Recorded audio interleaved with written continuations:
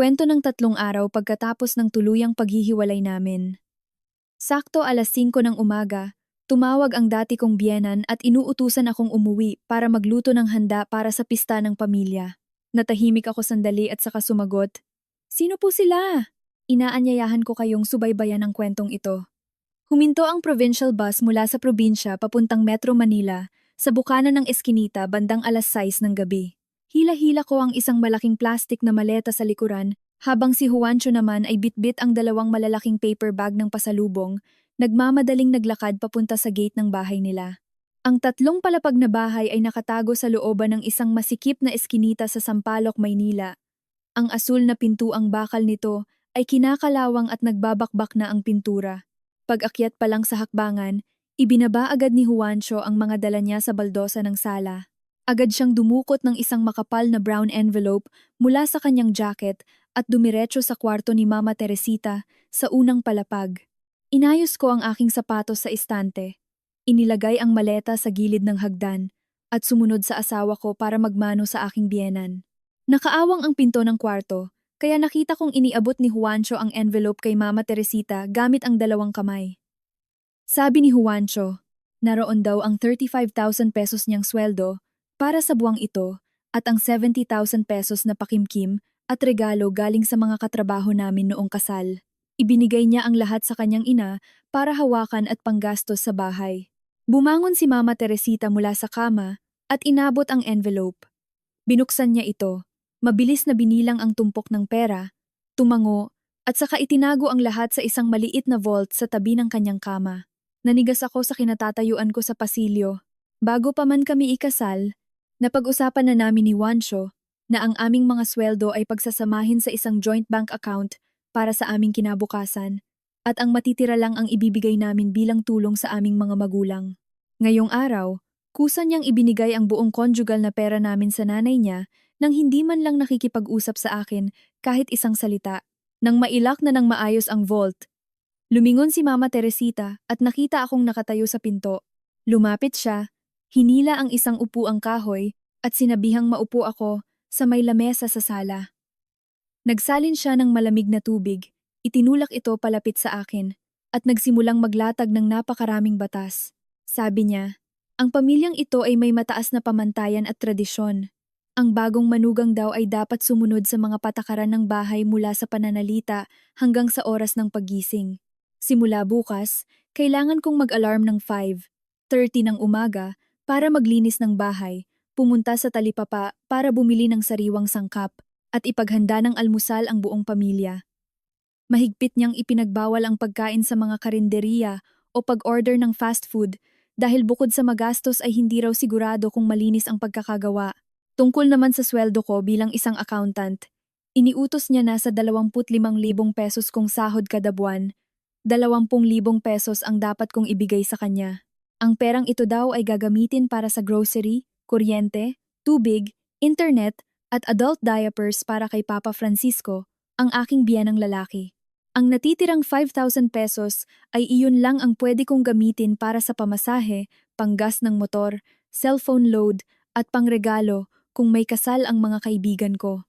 Si Juancho ay nakaupo sa tabi ng nanay niya, hawak ang baso ng tubig at walang tigil sa pagtango bilang pagsang-ayon. Sabi niya, sumunod na lang daw ako sa nanay niya para maging tahimik ang buhay namin sa bahay. Tiningnan ko ang asawa ko at akmang bubuka ang bibig para magtanong tungkol sa ipinangako niyang joint account bago kami kinasal. Pero mabilis siyang sumenyas na tumigil ako. Sabi niya, kapag nanay daw niya ang humawak ng pera, mas ligtas ito. Ang sarili niyang ina ay hindi raw kailanman manlalamang sa sarili nitong mga anak. Kinaumagahan, tumunog ang alarm ng cellphone ko ng 5:30 ng umaga. Dahil buwan ng Disyembre, bumagsak ang temperatura at dama ang lamig ng amihan. Bumangon ako, nagsuot ng medyas at makapal na jacket. Pagbaba ko sa ground floor, binuksan ko ang ilaw sa kusina at nagsimulang himayin ang kangkong, magsaing sa rice cooker, at binuksan ang stove para isangag ang kanin at initin ang tirang adobo kagabi. Ang 3 palapag na bahay ay kailangang walisan araw-araw. Kinuha ko ang walis tambo mula sa roof deck, nagwalis pababa sa bawat hakbang ng hagdan, at gumamit ng basang-basahan para punasan ang alikabok sa pasamano ng hagdan at sa mga baldosang marmol. Pasado 7:00 na ng umaga, nang unti-unting gumising ang lahat para maghilamos. Nakahanda na sa glass table ang almusal. Mainit na sinangag, adobong baboy, at mainit na sabaw. Umupo si Mama Teresita sa mesa. Kinuha ang isang pirasong karne, tinitigan itong mabuti, at binitawan pabalik sa plato. Nagreklamo siya na masyado raw maalat ang adobo at ang lalaki ng hiwa ng karne, hindi raw ako marunong magtipid. Inutusan niya ako na pag-uwi galing sa trabaho. Dumaan agad ako sa palengke ng Balintawak para bumili ng sariwang ulam, at mahigpit na ipinagbawal ang pagdaan sa mga sari-sari store o convenience store para bumili ng kung ano-anong walang kwentang bagay. Pagkatapos kumain, nagmamadali kong iniligpit ang mga plato at dinala sa lababo sa may batalan sa likod bahay. Tiniis ko ang napakalamig na tubig habang hinuhugasan ang mga plato at isinalansan sa dish rack na bakal. Patakbo akong umakyat sa second floor para magpalit ng uniform sa opisina at inilabas ang aking motorsiklo mula sa gate ng 7:30 ng umaga para umabot sa time-in ko sa Makati, bandang 8 ng umaga. Pagdating ko sa opisina ng aming logistics company, sumubsob agad ako sa gabundok na ledgers at resibo sa ibabaw ng desk ko. Nagkukumahog akong i-encode ang mga debit at credit sa software at inisa-isa ang mga resibo para sa VAT hanggang sa manlabo ang mata ko.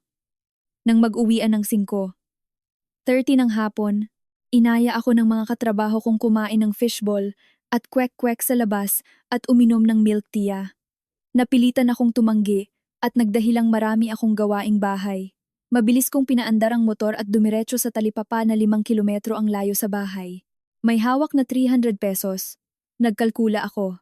Bumili ako ng isang taling kangkong na 20 pesos, kalahating kilong liempo na 150 pesos, at isang maliit na bangus na 100 pesos.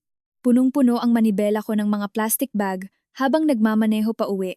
Pagpasok ko pa lang sa gate, bumulaga sa akin ang tambak ng maruruming damit ni Juancho at Mama Teresita na nakakalat sa isang malaking planggana sa batalan. Hindi na ako nakapagpalit ng damit. Ipinasok ko agad ang mga pinamili sa ref, itinupi ang manggas ng aking blouse, at nagsimulang kusutin ng mano-mano ang bawat slacks at polo shirt dahil sira ang washing machine at hindi pa napapagawa. Naghain ako ng hapunan ng 8:00. Sumusubo ng kanin si Juancho habang nakatutok ang mga mata sa cellphone, nanonood ng live ng PBA. Nakalahati pa lang si Mama Teresita sa kanyang kanin nang bitiwan niya ang kutsara at tinidor. Nagreklamo siya na hindi pa malambot ang sinigang na bangus at nangingitim ang kangkong dahil hindi ko raw binuksan ang takip ng kaldero habang niluluto. Sa loob ng 30 minutong hapunan, walang sino man ang nagtanong kung napagod ba ako sa trabaho buong araw. Pagkatapos magligpit, nag-half bath na lang ako at kinaladkad ang aking sarili paakyat sa kwarto bandang 11:00 ng gabi. Ang unang araw ko bilang manugang ay nagtapos sa matinding pagod, na tila nagbabadya ng isang mahabang kalbaryo ng walang hanggang pisikal na trabaho. Ang mga trabaho sa opisina bilang accountant lalo na kapag bare months at patapos na ang taon ay dumadami dahil sa pag-aayos ng mga buwis at audit. Madalas mag-overtime ang departamento namin para matapos ang tax reports. Humingi ako ng permiso sa boss ko na iuwi na lang ang laptop at mga files para sa bahay ko na tapusin sa gabi. Pero ang tambak ng gawaing bahay ay hindi nabawasan kahit isang katiting.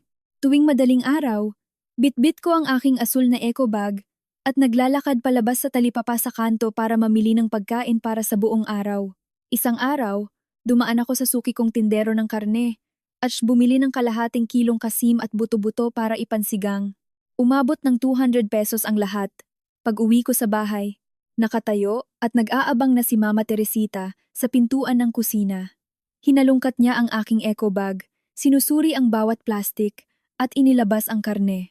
Tinitigan niya ng maigi ang baboy saka tinanong kung magkano ang bili ko.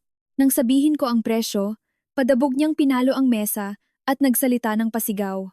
Sabi niya, isa raw akong uri ng babae na hindi marunong dumiskarte sa pamamalengke at naisahan ako ng 20 pesos kumpara sa presyong nabili niya kahapon. Pabalik-balik niyang isinusumbat na maliit lang ang sweldo ko. At ang makapangasawa ng lalaking may bahay sa Maynila ay isang grasya ng Diyos kaya hindi ako dapat maging magastos. Tahimik ko na lang na inilagay ang karne sa freezer, kinuha ang palanggana at hinugasan ang mga gulay nang hindi sumasagot kahit isang salita.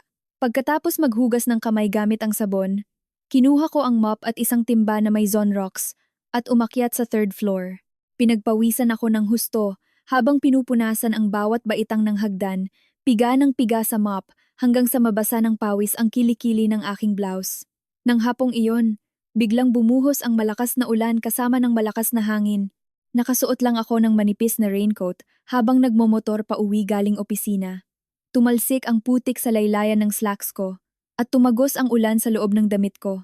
Pagdating ko sa garahe, nakita kong nakabukas ng malaki ang pangunahing pintuang kahoy.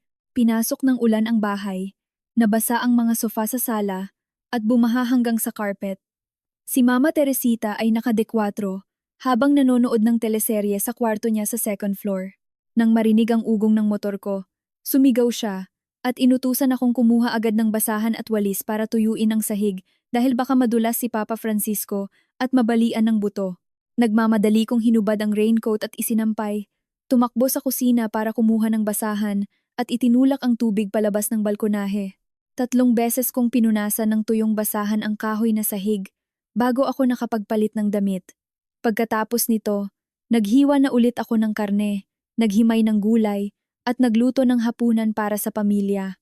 6:30 ng gabi, nang umuwi si Juancho galing trabaho.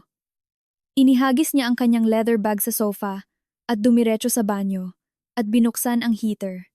Hindi man lang niya inayos ang kanyang sapatos na iniwan na lang nakakalat sa may pintuan. Nang maihain na ang pagkain sa glass table, sobrang tahimik ng pamilya.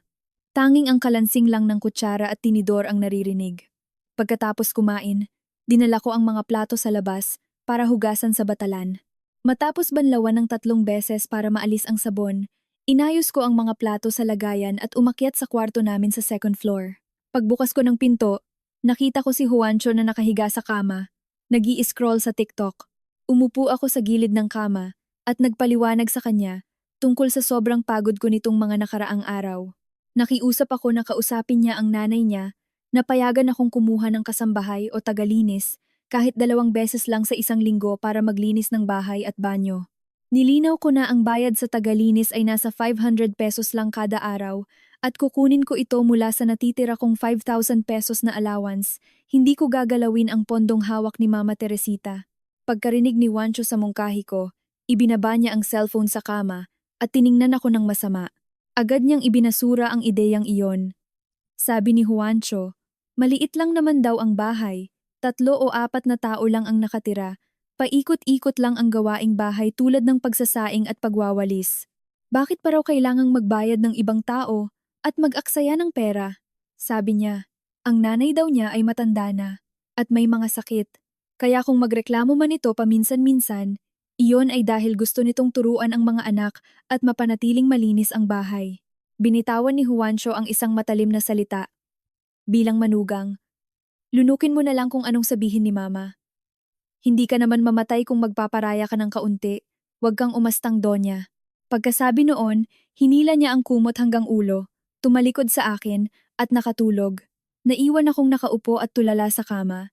Tinitingnan ang likod ng asawa ko at napagtanto kong mag-isa lang pala ako sa bahay na ito.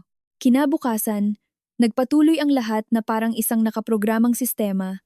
Tutunog ang alarm ng 5:30 ng umaga, babangon ako, magluluto, maglilinis, at magmomotor papasok sa trabaho. Pagsapit ng hapon, magmamadali akong umuwi para maglaba, magluto, at pagsilbihan ang pamilya ng asawa ko. Katapusan ng buwan at pumasok na ang 25,000 pesos kong sweldo sa ATM ko. Pumunta ako sa ATM sa kanto. Nag-withdraw ng saktong 20,000 pesos, inilagay sa sobre, at iniabot mismo sa kamay ni Mama Teresita. Binilang niya ito ng 2 beses at itinago ang mga tigli-500 papel sa bulsa ng kanyang palda.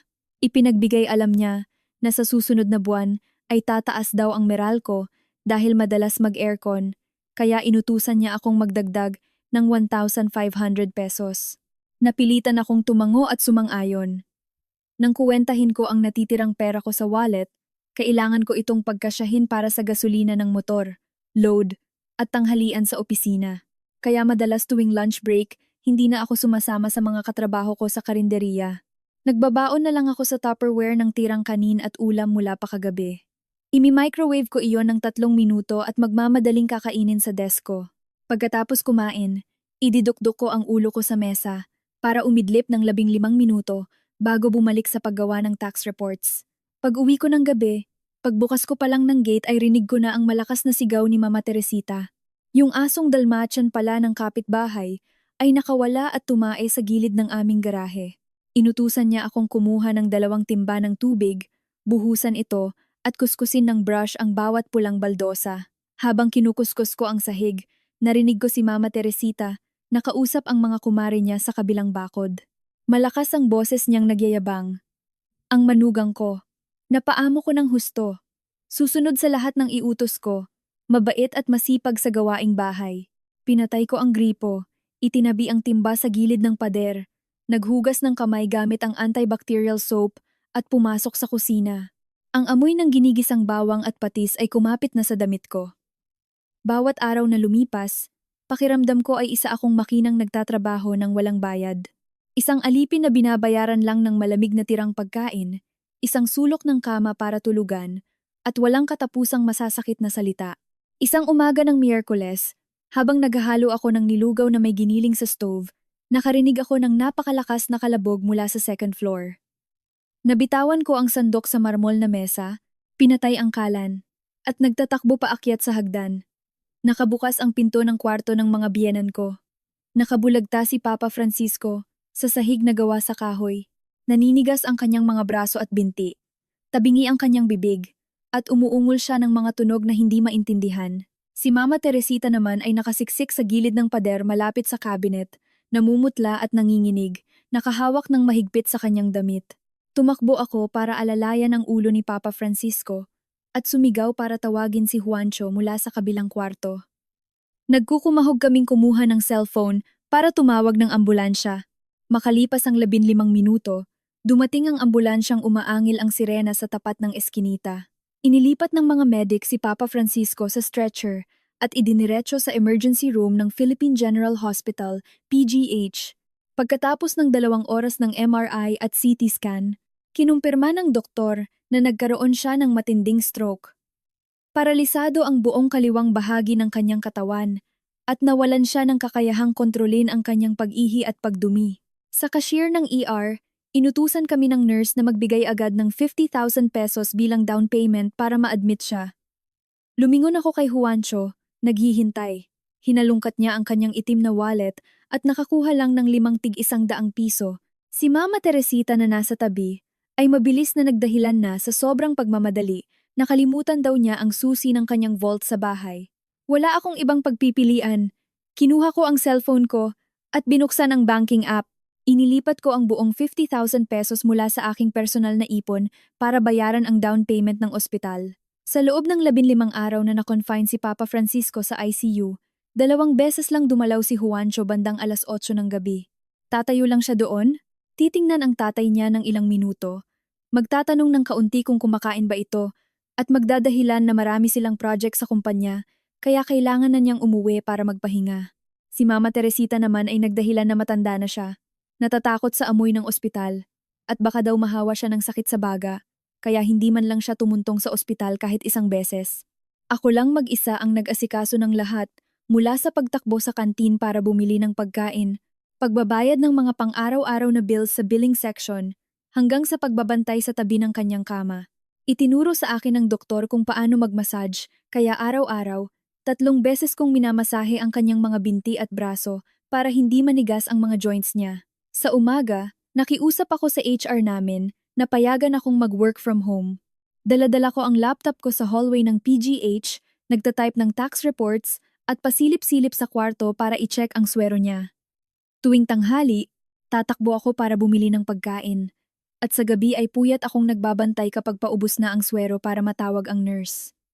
Mabilis na bumagsak ang katawan ko, nangitim ang ilalim ng mga mata ko, at pumayat ako ng 3 kilo sa loob lamang ng 1 buwang pabalik-balik. Naging sobrang bigat at nakakasakal ng hangin sa pamilya namin. Simula nang ma-discharge si Papa Francisco at iuwi sa bahay, nakaratay na lang siya sa isang adjustable na hospital bed na inilagay namin sa sulok ng sala para madali siyang maalagaan. Nagreseta ang doktor ng mahabang listahan ng mga imported at mamahaling gamot para sa nerve recovery niya. Kasama rin dyan ang mga gastusin para sa adult diapers, ensure milk, medical gloves, alcohol, at underpads para maiwasan ang bed sores.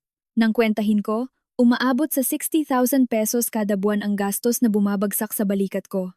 Nagbukas ako ng Excel sa laptop ko para ilista ng detalyado ang lahat ng medical expenses. Prinint ko ito sa A4 na papel at ipinakita kina Juancho at Mama Teresita habang naghahapunan para pag-usapan kung paano kami mag-aambagan. Tiningnan lang ito ni Juancho at itinulak pabalik ang papel.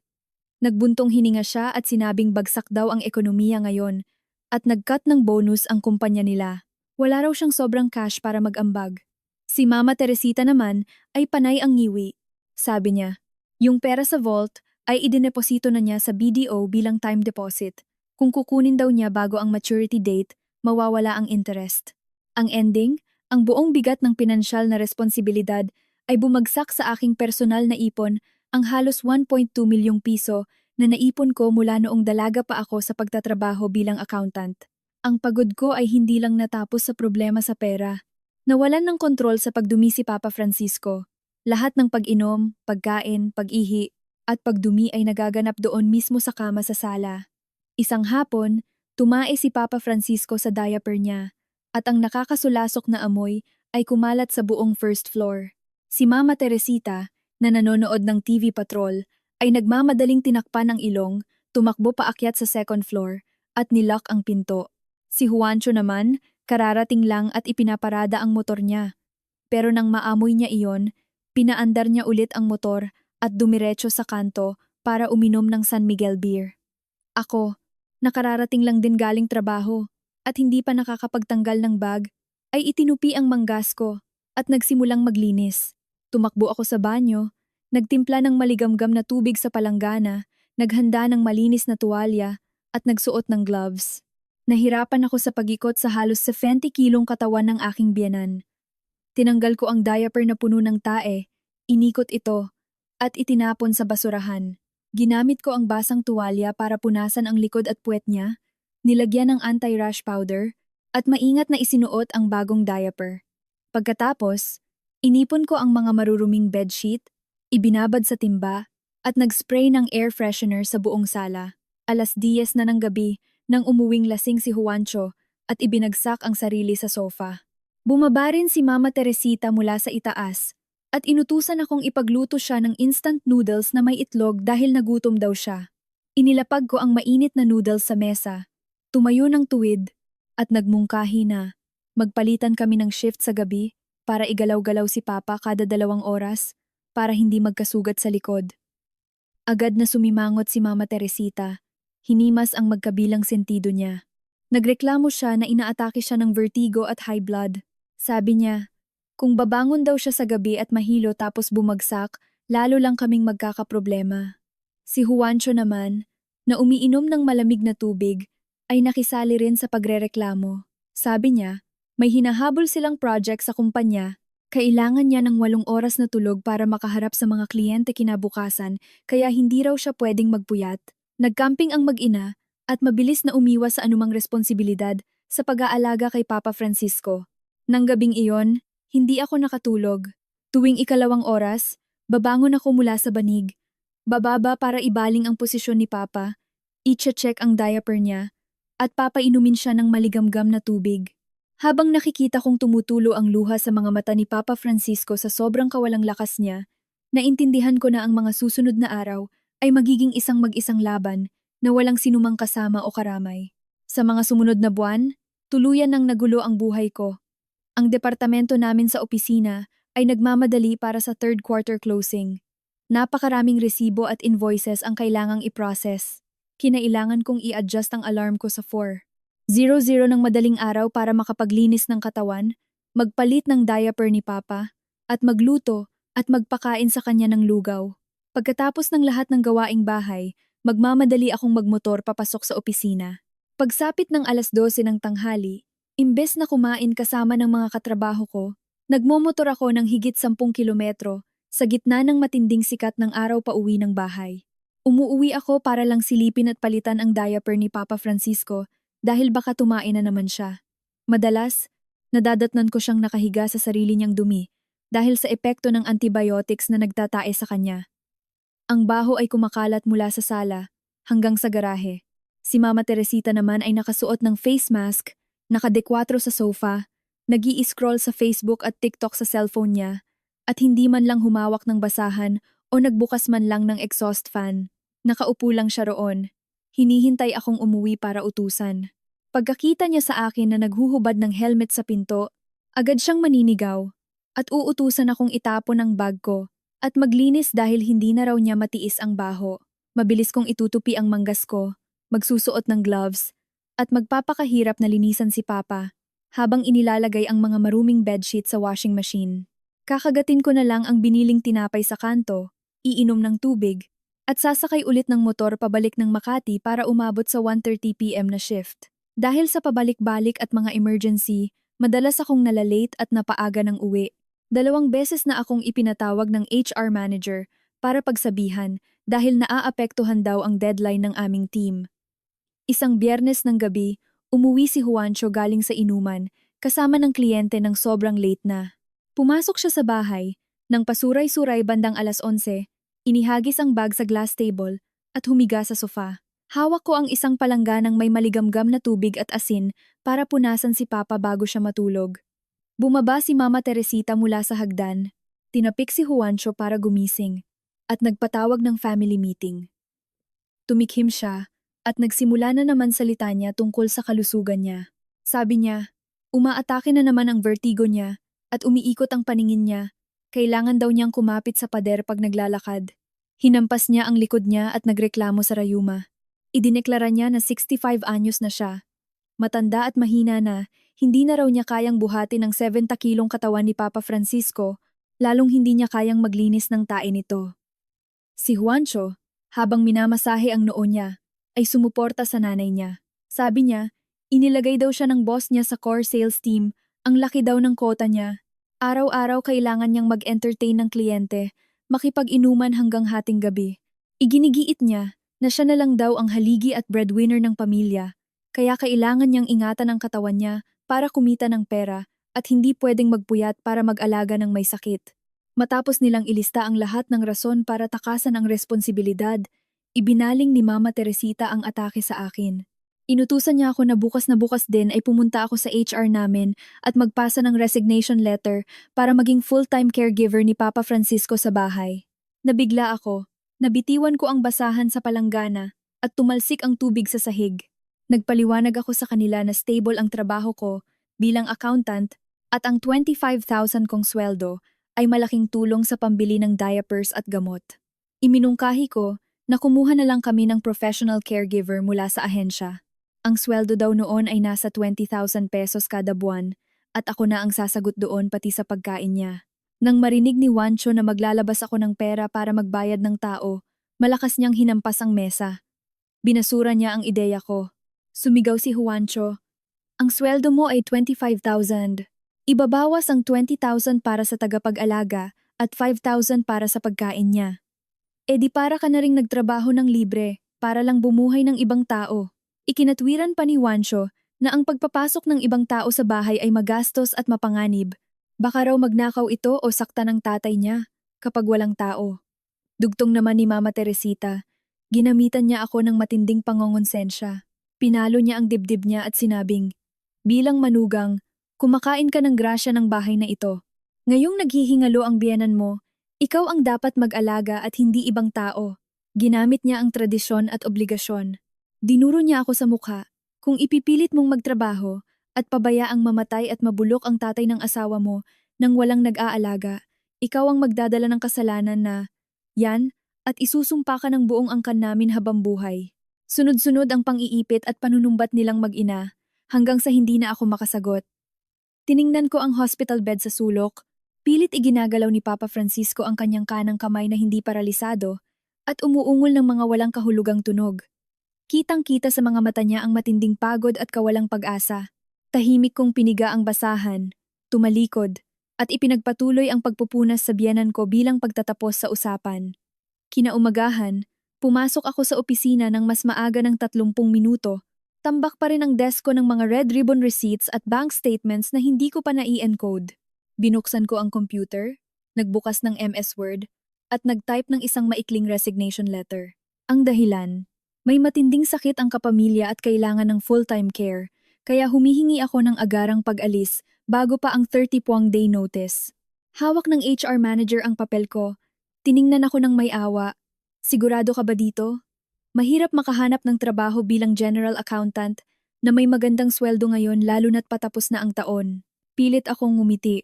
Nagpasalamat sa kanya at bumalik sa desk ko para mag-turnover. Iniprint ko lahat ng listahan ng resibo. Ibinigay ang Excel files, passwords, at susi ng cabinet sa isang katrabaho ko. Nang mapirmahan ang clearance, lumabas ako ng building bandang 11:00 ng umaga. Dala ko ang isang maliit na karton na naglalaman ng mug, notebook, ballpen, at ilang personal na gamit. Makulimlim ang langit sa Metro Manila, umiihip ang malamig na hangin. Pinaandar ko ang motor ko pauwi sa pamilyar na 3 palapag na bahay. Mula ngayon, ang mundo ko ay liliit na lang sa espasyong 10 metro kwadrado sa paligid ng kama ni Papa Francisco. Sa unang tanghalian ko pagkatapos kong mag-resign, nagpakahirap akong magluto ng 4 na putahe. Umupo si Mama Teresita sa mesa, dahan-dahang kinuha ang pritong lumpia at nagsimula na namang magbigay ng bagong rules. Ibinigay niya sa akin ang buong responsibilidad sa pagpapaligo, paglalaba, pagpapakain, at pagpapainom ng gamot kay Papa Francisco sa tamang oras. Ipinagdiinan niya na, dahil wala na akong trabaho, marami na akong libreng oras kaya dapat siguraduhin kong malinis na malinis ang bahay mula 3rd floor hanggang ground floor. Mahigpit niyang ipinagbawal ang anumang masamang amoy dahil nakakaabala raw iyon sa bahay, lalo na kapag nag-iimbita siya ng mga kaibigan. Ang mga araw ko sa bahay sa pag-aalaga ng pasyenteng na stroke ay nag-transform sa akin bilang isang makinang walang pahinga. Nagsisimula ang araw ko ng saktong 5:00 ng umaga. Una, pupunta sa banyo para kumuha ng maligamgam na tubig at asin. Magdadala ng 2 malambot na tuwalya at 70% na alkohol. Gamit ang buong lakas ko, iikot ko ang 70 kilong katawan ni Papa Francisco sa gilid at lalagyan ng unan sa likod. Ang balat niya sa likuran ay nagsisimula ng mamula at magpaltos dahil sa matagal na pagkakahiga at kawalan ng sirkulasyon ng dugo. Maingat akong gagamit ng bulak at alkohol para linisin ang mga bed sores malapit sa kanyang tailbone at balikat. Pagkatapos, lalagyan ko ito ng manipis na layer ng mamahaling imported anti-bed sore cream. Ang proseso ng pagpapalit ng diaper ay kumukonsumo ng napakaraming lakas at pasensya. Nawalan ng kontrol si Papa Francisco sa pagdumi at pag-ihi. Ang mga matubig na dumi at ihi ay laging tumatago sa diaper, dumidikit sa plastic sheet ng kama at sa damit niya. Kailangan kong gumamit ng napakaraming tissue para tanggalin ang dumi, bago gamitin ang basang tuwalya para punasan ang balat niya ng paulit-ulit hanggang sa matuyo ito bago ko ilagay ang bagong diaper. Iipunin ko ang lahat ng maruruming damit at bedsheet, ilalagay sa isang malaking palanggana sa banyo, at gagamitan ng malakas na pressure ng hose para maalis ang mga dumi bago ko isalpak sa washing machine. Simula nang mag-resign ako, ang mga kamay ko ay laging kulubot. Ang balat sa dulo ng mga daliri ko ay nagbabalat dahil sa madalas na pagkababad sa sabong panlaba, Zonrox, at mga matatapang na panlinis ng banyo. Ang pagkain ni Papa Francisco ay nangangailangan din ng matinding pasensya. Sabi ng doktor, puro lugaw o blended food lang ang pwede niyang kainin para hindi siya mabilaukan o magka-pneumonia. Araw-araw, pupunta ako sa palengke bitbit ang basket ko para bumili ng lean pork, bangus na tinanggalan ng tinik, at mga gulay para pakuluan at kunin ang sabaw nito. Gagamitin ko ang sabaw para magluto ng lugaw, tapos ilalagay sa blender para durugin ng pino. Pagkatapos, sasalain ko ito sa isang stainless strainer para walang matirang buo. Bawat kain, gagamit ako ng malaking 60 ml syringe na pang-medical, hihigop ng mainit na lugaw, at dahan-dahang ipapasok sa tabinging bibig ng biyenan ko. Minsan, dahil hindi gumagana ang panga niya, tumutulo pabalik ang lugaw sa leeg at damit niya. Pupunasan ko iyon ng tissue at hihintayin siyang lumunok bago ako mag-pump ulit ng lugaw. Ang isang maliit na 200 ml na lugaw ay inaabot ng mahigit 1 oras bago maubos. Pagkatapos pakainin, kukunin ko ang digital blood pressure monitor, ikakabit sa braso niya, ire-record ang systolic, diastolic, at heart rate niya sa isang maliit na notebook.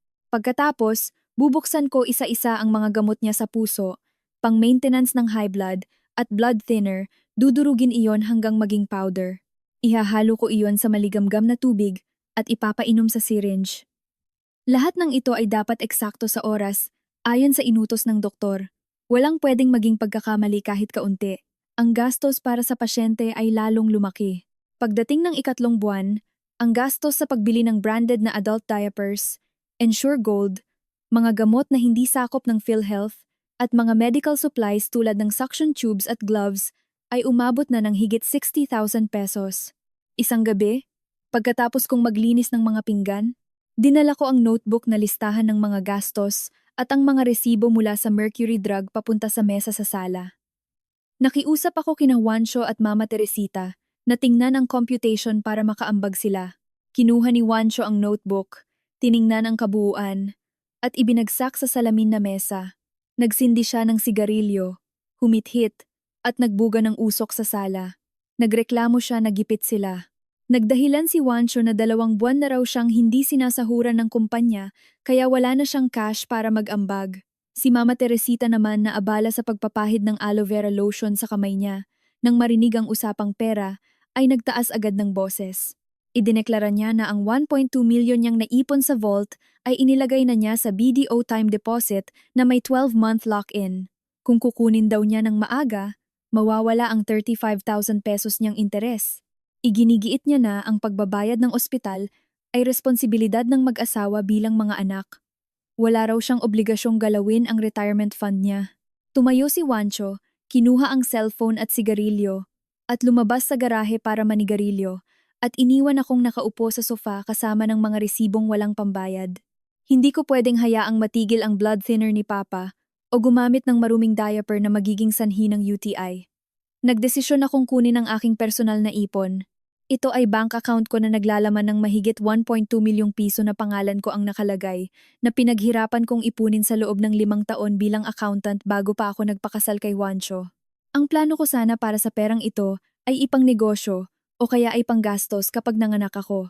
Kinaumagahan, dinala ko ang ID ko at pumunta sa branch ng BPI malapit sa amin at nag-fill out ng form para mag-withdraw.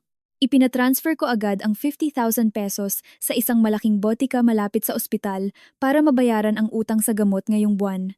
Tinawagan ko rin ang supplier ng diapers para umorder ng 5 box, 10 underpads, at 2 lata ng gatas, at pinadeliver iyon sa bahay para makakuha ng wholesale discount.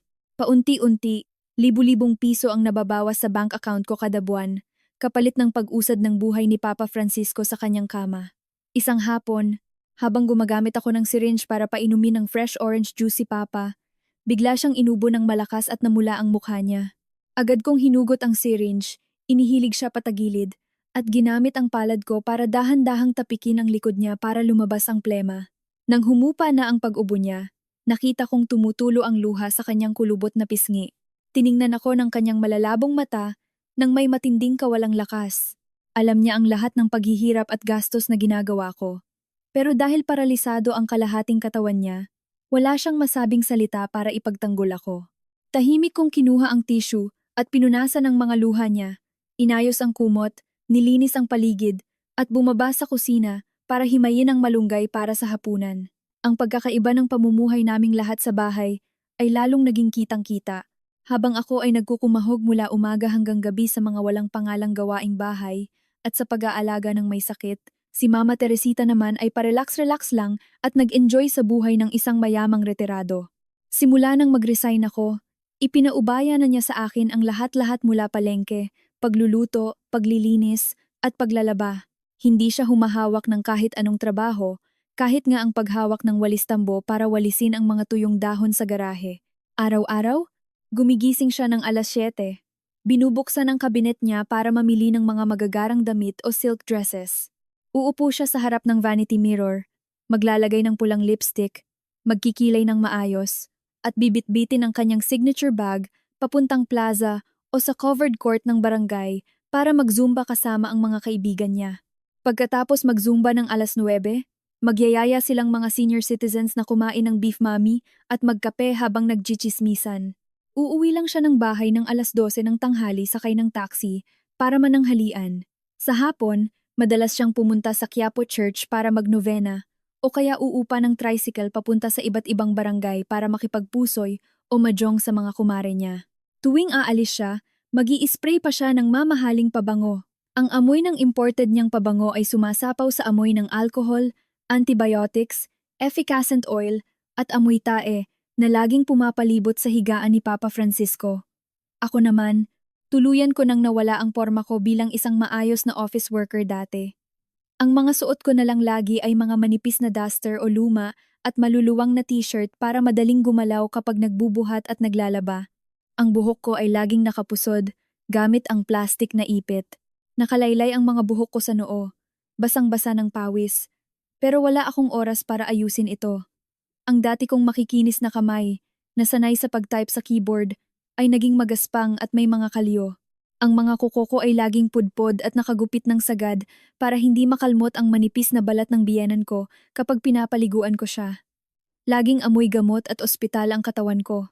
May mga araw na nag-iiba ang panahon at nagtatae ng ilang beses si Papa Francisco dahil sa antibiotics. Katatapos ko lang magtanggal ng maruming diaper at magpasok ng bedsheets sa washing machine at hindi ko pa man napipindot ang start button, ay tatae na naman siya sa pangalawang diaper. Tumagas ang dumi hanggang sa gilid ng kama at pumatak sa kahoy na sahig. Kailangan kong magmamadaling kumuha ng basahan, magtimpla ng tubig na may Zonrox at sabon, at kuskusin ang sahig. Paulit-ulit kong pinupunasan hanggang mawala ang pagiging malagkit at madulas ng sahig. Bandang 12:00 ng tanghali, habang nagigisa ako ng karne sa kusina, nakataas ang manggas ng damit, at nakasuot ng apron na puro mantsa ng mantika, dumating si Mama Teresita. Kakauwi lang niya mula sa birthday party ng isang kaibigan niya sa ballroom club, nakasuot ng makulay na dress at may kumikinang na perlas sa leeg. Pagtuntong pa lang niya sa sala, agad siyang sumimangot at tinakpan ng ilong niya gamit ang mga kamay niyang maraming gintong singsing. Katatae lang ni Papa Francisco 10 minuto ang nakakaraan, hindi ko pa siya tuluyang nalilinisan dahil naghahalo pa ako ng kawali para hindi masunog ang niluluto ko. Ibinagsak ni Mama Teresita ang signature bag niya sa mesa. At mabilis na naglakad papuntang kusina, dinig na dinig ang tunog ng high heels niya. Dinuro niya ang mukha ko at sumigaw ng malakas. Nagreklamo siyang amoy basurahan daw ang bahay. Minura niya akong tamad at pabaya. Sabi niya, buong araw na nga lang akong nakapaloob sa bahay at umaasa sa pamilya ng asawa ko. Nag-aalaga na lang daw ng isang may sakit, ay hindi ko pa magawa ng maayos. Sinumbatan niya akong hinahayaan kong maging marumi ang bahay, kaya hindi siya makapag-imbita ng mga amiga niya. Nagpamewang siya at sinabing, nakatira ka sa bahay ng asawa mo. Dapat alam mo ang lugar mo. Linisin mo ng maayos ang bahay na to, at huwag mong dalhin dito ang pagiging tamad mong donya. Ang bawat matatalim niyang salita ay bumabaon at binubura ang lahat ng sakripisyo't pagod ko sa paglilinis mula pa ng madaling araw. Wala siyang pakialam na para magkaroon siya ng oras na makapag-ayos at makapaglakwat sa labas, ipinagpalit ko iyon sa aking mga walang tulog na gabi sa pagbabantay ng swero, sa unti-unting paghina ng katawan ko, at sa pag-ubos ko sa aking 1.2 milyong ipon para lang bumili ng medical supplies at pahabain ang buhay ng kanyang sariling asawa. Nang marinig ang mga sigawan sa kusina, pinilit ni Papa Francisco na ihampas ang kanyang mabuting kamay sa foam ng kama. Blag, blag. Blag. Umuungol siya at tiningnan si Mama Teresita nang masama gamit ang malabo niyang mata. Lumabas si Mama Teresita sa sala, pinandilatan ng mata ang matanda, sinumbatan niya ito. Matanda na nga, nagkasakit pa, at naging pabigat sa pamilya at umubos ng pera. Kung ganyan na lang na naging gulay ka na, sana namatay ka na lang para gumaan ang buhay namin. Pagkasabi ng napakawalang pusong salitang iyon, tumalikod siya, umakyat ng hagdan, pumasok sa kwarto, at padabog na isinara ang pinto na naglikha ng malakas na kalabog. Nanigas ako sa makipot na kusina, mahigpit na nakahawak sa stainless na sandok. Tahimik kong pinatay ang kalan, naghugas ng kamay gamit ang antibacterial soap at lumabas sa sala. Punit-punit ko ang plastic ng maruming diaper, pinunasan ng basang wipes ang dumi sa balat ng biyenan ko. Matapos maisuot ang bagong diaper, binuksan ko lahat ng bintana at binuksan ang malaking exhaust fan. Kumuha ako ng lemongrass air freshener at inispray ito sa lahat ng sulok, ilalim ng cabinet at kisame para mawala ang baho. Bumalik ako sa kusina, nagsandok ng maraming kanin, inayos ang ulam, at inakyat ito sa kwarto ni Mama Teresita. Pagbaba ko, umupo ako sa sulok ng mesa at nagmamadaling kumain ng tirang malamig na kanin at lumamig na sabaw. Ang pagtitiis ko at pagsakripisyo ko sa lahat ay sinusuklian lang nila ng pagyapak at pang-aabuso mula sa mga taong tinatawag kong kapamilya. Makalipas ang mahigit kalahating taon, mula nang mag-resign ako para mag-alaga sa biyanan ko, mabilis na nagbago ang ugali ni Juancho. Dati, paminsan-minsan ay tatayo siya sa tabi ng kama para magtanong tungkol sa kalusugan ng tatay niya. Ngayon, bawat pagpasok niya ng pinto ay lagi siyang nakasimangot at salubong ang kilay. Madalas siyang magreklamo tungkol sa amoy sa bahay. Isang araw, kakatapos ko lang magpalit ng diaper ni Papa.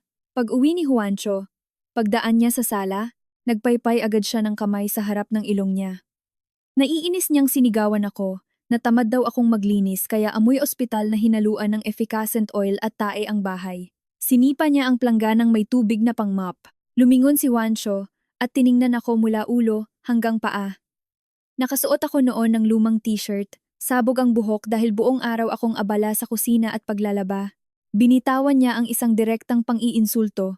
Mukha daw akong matandang gusgusin na amoy tae na parang mga basurerang nagkakalakal sa kalsada. Nang marinig ko yon, nakayuko lang ako at tiningnan ang mga daliri kong kulubot at may kalyo. Tahimik kong itinabi ang bote ng panlinis ng sahig. Binuhat ang planggana ng mga maruruming damit at dumiretso sa batalan ng hindi sumasagot o nakikipag-away. Ang panlalamig ni Juancho ay hindi lang natapos sa mga insulto.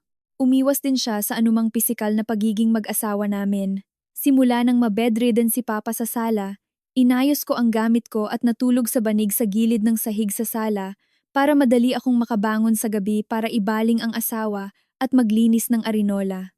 Kinuha ni Juancho ang pagkakataong ito para idahilan na masikip sa sala at maraming bakterya, kaya nilipat niya ang mga gamit niya sa kwarto sa third floor. Ang dahilan niya ay kailangan niya raw ng tahimik at malinis na kwarto para makapagpahinga at mag-online meeting kasama ang mga kliyente. Maraming gabi, pagkatapos kong maglinis ng 12:00 ng hating gabi, maghuhugas ako ng kamay, magpapalit ng malinis na pantulog, aakyat sa third floor, at kakatok sa pinto para kausapin sana siya tungkol sa pera. Madalas siyang nakalock sa loob. Sisigaw na lang siya mula sa loob na may video call meeting siya sa boss niya o kaya sobrang pagod na at kailangan ng matulog kaya bawal ko siyang istorbuhin. Sa loob ng maraming buwan, hindi namin nahahawakan ng isa't isa at wala kaming matinong pag-uusap na lalagpas sa 5 minuto.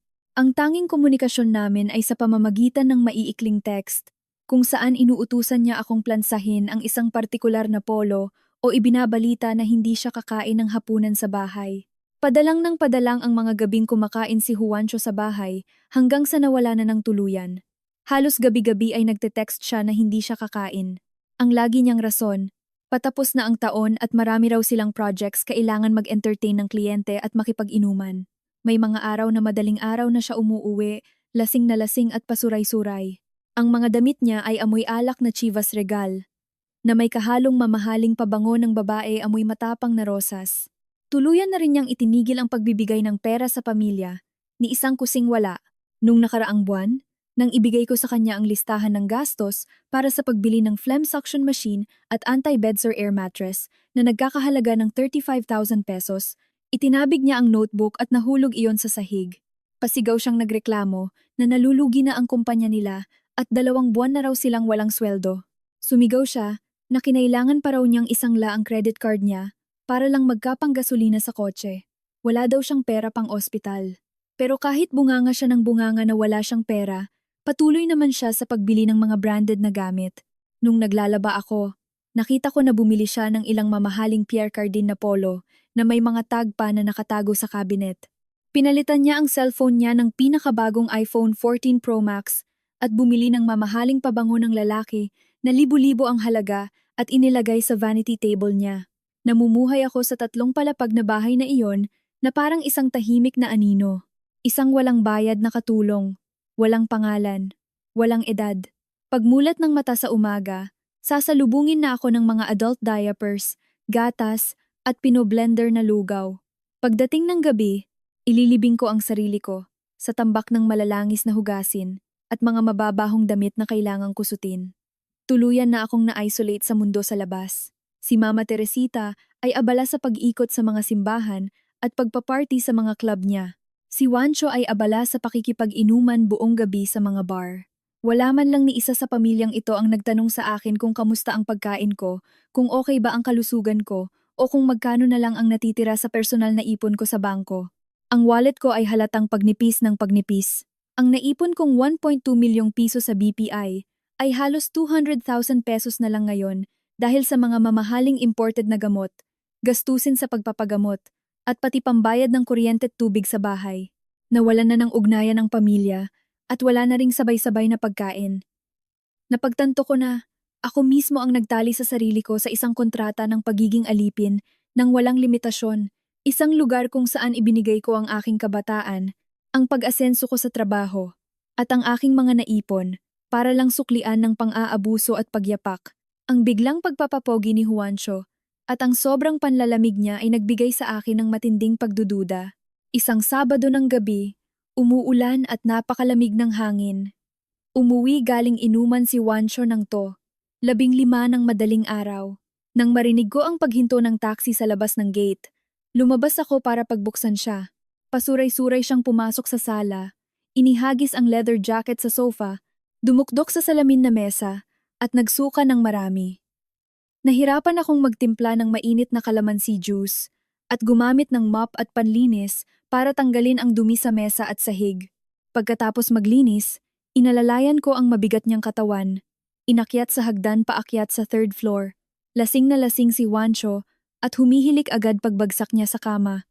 Nang yumuko ako para ayusin ang kumot niya, biglang nahulog ang cellphone niya mula sa bulsa ng kanyang slacks. Bukas pa rin ang screen dahil hindi pa ito nag-autolock. Nag-scroll pa kasi siya sa social media bago siya makatulog sa taxi. Kinuha ko ang phone at akmang pipindutin ang power button para patayin ang screen nang biglang pumasok ang isang notification galing sa messenger sa itaas ng screen. Nakasave ang pangalan ng nag-message bilang Baby Liza. Kasama nito ang mensahe. Ang ganda ng bag, hubby. Love na love talaga kita. Punta tayo bukas ng Boracay, ah. Napahawak ng mahigpit ang mga kamay ko sa cellphone niya. Nag-swipe ako pataas at binuksan ang messenger. Ang passcode niya ay birthday niya kaya nakapasok agad ako sa chat. Ibinulgar ng convo nila ang isang maruming katotohanan. Hindi pala totoo na nade-delay ang sweldo niya o kaya'y nalulugi siya gaya ng isinisigaw niya tuwing nagpapakita ako ng resibo ng ospital. Sa chat nila, nag-send si Juancho ng screenshot ng BDO app na nagpapakitang nag-transfer siya ng 120,000 pesos. Sa notes ng transfer, malinaw na nakasulat, regalo ni Juancho para pambili ng Dior bag ni Baby Liza. Nang i-scroll ko pataas ang chat, nakita ko ang sandamakmak na mga sweet na messages. May mga pictures pa sila na magkasama sa isang resort sa Palawan, kumakain sa mamahaling samgyupsal na sumampal ng husto sa mukha ko. Nagtatawagan silang mag-asawa nitong batang babae na pangalan ay Liza. Sa mga pictures nila, si Liza ay makapal ang makeup, nakapulang lipstick, nakasuot ng mga fitted at hapit na damit, nakita ang cleavage. Ang saktong 120,000 pesos na ibinili ng bag na iyon ay ang mismong halagang napilitan kong i-withdraw mula sa savings ko nung nakaraang buwan para lang ipambili ng injection para sa utak ng tatay niya. Kinuha ko ang sarili kong cellphone mula sa bulsa ko at binuksan ang kamera. Mabilis kong pinikturan ang buong screen ng chat, ang screenshot ng bank transfer, at ang mga mukha ng babaeng nagngangalang Liza. Pagkatapos makakuha ng 15 pictures, ibinalik ko ang phone ni Juancho sa kama, pinatay ang ilaw, at lumabas ng kwarto habang dahan-dahang isinasara ang pinto. Ilang araw ang lumipas. Nakadiskubre na naman ako ng isang masahol na katotohanan. Bandang 11:00 ng tanghali, habang nag-i-scrub ako ng chopping board sa batalan, may narinig akong mahinang boses mula sa kwarto ni Mama Teresita sa 2nd floor. Nakaawang at hindi nakalock ang pinto. Pinunasan ko ang mga basang kamay ko sa apron ko, tahimik na naghubad ng tsinelas, at umakyat sa hagdan nang nakayapak palapit sa awang ng pinto. Rinig na rinig ang boses ni Mama Teresita mula sa pinto. Naka-loudspeaker siya at kausap si Juancho. Kinuha ko ang cellphone ko sa bulsa, binuksan ang voice recorder, at itinapat ang mic sa awang ng pinto. Pabulong kong magsalita si Mama Teresita, pero malinaw ang tagubilin niya kay Juancho. Itago mong maigi ang paglabas-labas niyo ni Liza, huwag mong ipaalam kay Maya. Hayaan mo lang si Maya na magpakahirap at maglinis sa tatay mo, para makatipid tayo sa pagkuha ng caregiver. Kapag namatay na siya, tatawag agad ako ng broker para ibenta itong 15 million pesos na bahay natin sa Sampaloc para paghatian ang pera.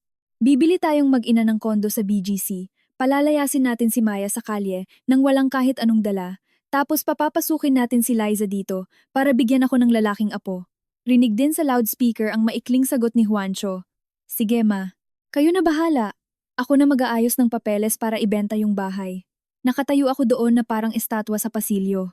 Ang recorded file sa phone ko, ang pinakamalinaw at pinakamatibay na ebidensya ng maitim nilang plano para ilipat at itago ang kanilang mga ari-arian. Hindi lang pala nila inaabuso ang pagod at lakas ko bilang walang bayad na katulong at pinipiga ang pera ko para sa ospital. Nagplano pa sila ng detalyadong hakbang para sipain ako palabas ng bahay kapag wala na akong silbi. Tahimik kong pinindot ang save sa voice recorder at pinangalanan itong evidence.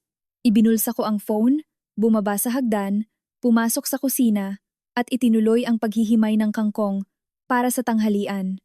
Hindi ako pumasok sa kwarto para mag-amok, umiyak, o makipag-away. Buo na ang desisyon ko na hindi ko nahahayaang tapak-tapakan nila at nakawan. Magpapanggap akong walang alam. Maghihintay sa tamang panahon para pagbayarin sila sa lahat ng masahol na ginawa nila. Pumanaw si Papa Francisco isang madaling araw ng kalagitnaan ng Oktubre pagkatapos ng mahigit 3 taong pagkakaratay sa kama dahil sa matinding sakit. Umuulan ng malakas at humihip ang malamig na hangin noon. Gumising ako ng 5:30 ng umaga. Nagdala ng tubig sa sala para palitan ang diaper niya gaya ng nakasanayan. Paghawak ko pa lang sa binti niya, napansin kong nanlalamig at matigas na ang katawan niya. Wala na siyang hininga. Ang pulse oximeter sa daliri niya ay nag-beep at nagpakita ng tuwid na pulang linya sa screen.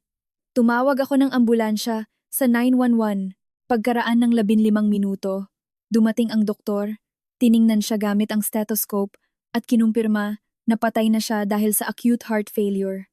Agad na nagkagulo ang 3 palapag na bahay. Nang matanggap ni na Mama Teresita at Juancho ang balita, patakbo silang bumaba sa sala sa harap ng bangkay ni Papa Francisco na tinatakpan ng puting kumot ng nurse. Biglang napaiyak ng malakas ang mag-ina. Sumisigaw si Mama Teresita at tinatawag ang pangalan niya, hinahampas ang sariling dibdib at naglupasay sa sahig. Si Juancho din ay yumakap sa paanan ng hospital bed at umiiyak ng napakalakas. Nang malaman ng mga kamag-anak nila sa probinsya ang balita, sunod-sunod silang nagdatingan na naka-raincoat para makiramay. Panay ang kwento ni Mama Teresita kung gaano siya nasasaktan at nagrereklamo sa pagkawala ng haligi ng tahanan. Si Juancho ay gumanap bilang mabuting anak, nakaluhod sa harap ng kabaong, umiiyak, at nagpapasalamat sa bawat bisitang dumadating. Habang abala sila sa pag-aasikaso sa mga bisita at pag-arte ng kalungkutan, ako lang ang tanging nagkakandara pa para asikasuhin ang lahat ng kailangan sa burol. Tumawag ako ng Saint Peter para sa funeral service. Kumuha ako ng ATM ko, nag-withdraw, at nagbayad ng 100,000 pesos para sa buong package kasama na ang kahoy na kabaong, karo ng patay, at mga bulaklak. Ako rin ang nag-asikaso sa pag-set up ng mga tolda sa eskinita. Pumunta sa palengke para bumili ng pagkain, prutas, at mga kailangan para sa altar. Sa 3 araw na burol, nakabantay ako sa tabi ng kabaong para mag-asikaso ng mga bisita, hawak ang ballpen at nililista ang mga abuloy at uma-order ng pagkain para sa mga kamag-anak na dumayo pa mula sa malayo. Nagdahilan si Mama Teresita na tumataas ang blood pressure niya, kaya madalas siyang nasa loob ng kwarto niya, nakalock, nagpapahinga. Lalabas lang siya para umiyak ng kaunti kapag may VIP na bisita. Si Juancho naman ay abala sa pakikipag-inuman at paninigarilyo sa mga tito niya sa labas, kaya ipinasa niya sa akin ang buong responsibilidad ng pagbabayad sa catering at lahat ng gastusin. Nang matapos ang lahat at ma-cremate na si Papa Francisco, halos bumigay na ang katawan ko at pumayat ako ng 2 pang kilo. Ang pera sa bank account ko ngayon ay 20,000 pesos na lang, agad-agad. Pagkatapos ng ika-40 araw na pasyam o waksi para kay Papa Francisco, tuluyan nang lumabas ang tunay na kulay ng mag-inang si Mama Teresita. Isang umaga, habang naglilinis ako sa sala at inilalabas ang hospital bed para lumuwag, may nag-doorbell sa gate. Isang lalaking nakaitim na polo barong na may bitbit na leather briefcase ang pumasok sa bahay. Masayang sumalubong sina Juancho at Mama Teresita. Umupo sila sa glass table. Inilabas ng lalaki ang isang laser tape measure at nagsimulang sukatin ang sala. Kinuha niya ang tablet niya para pikturan ang mga sulok ng bahay at umakyat sa itaas. Nagdala ako ng tray ng kape para alukin sila at nagtago sa pinto ng kusina para makinig. Ang lalaking iyon ay isang real estate broker sa Maynila. Kinakausap niya si Juancho tungkol sa appraisal ng bahay. Sabi ni Juancho ng malinaw, nilagay ko yung presyo sa internet ng 16 million. Kung may kukuha ng 15 milyon, ibebenta ko na to agad. Ako na bahala sa paglipat ng titulo at pagbabayad ng tax. Umupo si Mama Teresita sa tabi at sumingit. Humanap ka ng buyer na may cash o pwedeng i-bank transfer ng isang bagsakan. Gusto na namin itong ibenta agad para makabili kami ng 3-bedroom condo sa BGC at makaalis na rito. Hayagan na nilang ipinepresyo at ibinebenta ang bahay na tinitirhan namin nang hindi man lang kinakausap o binabanggit sa akin kahit isang salita. Formal nang sinimulan ang plano nilang ibenta ang bahay para palayasin ako, eksaktong-eksakto sa audio recording na nakuha ko 2 buwan na ang nakakaraan. Umapaw na ang baso. Ang mga taon ng kabataan kong ibinaon sa tabi ng kama ng may sakit, ang paglilinis ng tae at ihi, at ang mahigit 1.2 milyong pisong dugo at pawis ko na ginastos sa ospital. Ang buong sakripisyo ko ay sinuklian lang ng tahasang pagnanakaw ng ari-arian. Ibinaba ko ng malakas ang tray ng kape sa mesa sa kusina. Kinuha ko ang cellphone ko at in-check ang lahat ng voice recordings, screenshots ng pag-cheat at bank transfer, pati na rin ang mga resibo sa ospital. Na-save ko ng maayos ang lahat sa Google Drive. Dumating na ang oras para baligtarin ko ang laro. Hindi ako nagmadaling lumabas para mag-iskandalo. Kailangan ko ng perpektong paghahanda sa legal na aspeto para siguraduhing mababayaran ako ng mga walang hiyang taong ito ng bawat sentimo ng pera na ninakaw nila sa akin.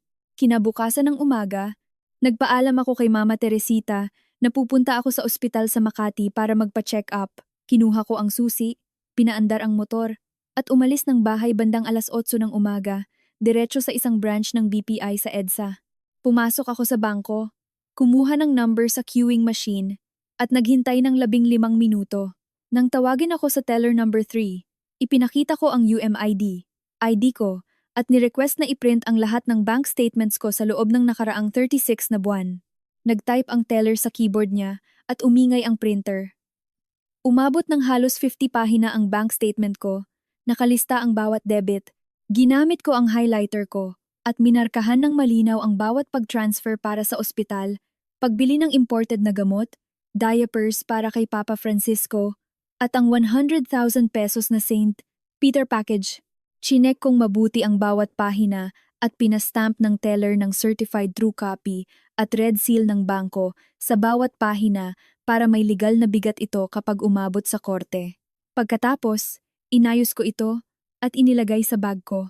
Paglabas ko ng bangko ng 10:00, dumaan ako sa isang maliit na coffee shop sa Tomas Morato para makipagkita sa isang private investigator, PI, na kinontrata ko last week. Mabilis ang naging transaksyon namin sa isang sulok. Inusog ng lalaking nakakap palapit sa akin ang isang brown envelope. Sa loob nito ay may 30 malilinaw na pictures ni Juancho na nakaakbay at kayakap si Liza habang pumapasok sa lobby ng isang motel sa Quezon City. Nakalagay sa timestamp ang petsa at oras na saktong-sakto sa mga gabing nagte-text si Juancho na hindi siya uuwi para kumain. May mga pictures din na kumakain silang dalawa sa isang mamahaling fine dining restaurant at isinusuot pa ni Juancho ang isang bagong biling gintong kwintas sa leeg ng kabit niya. Kumuha ako ng 4,000 pesos mula sa wallet ko para bayaran ang balanse sa PI. Tinanggap ko rin ang USB na naglalaman ng raw video clips bago ako tumayo at umalis. Ang lahat ng ebidensya ng pangangalo niya at pagbuhay ng kabit gamit ang conjugal properties namin ay malinaw at hindi na mapapabulaanan. Ang huling destinasyon ko sa umagang iyon ay sa isang law firm sa Ortasa. Pumasok ako sa private consultation room, inilapag ang makapal na bank statements, ang envelope ng investigator, at ang USB na may voice recording ni Mama Teresita sa ibabaw ng desk ng isang abogadong nagngangalang Attorney Tuazon. Si Attorney Tuazon na nasa edad 40 ay nagsuot ng salamin, masusing binasa ang bawat dokumento sa loob ng 45 minuto. Isinaksak niya ang USB sa laptop, pinakinggan ang buong recording, at tumango habang tinitimbang ang sitwasyon.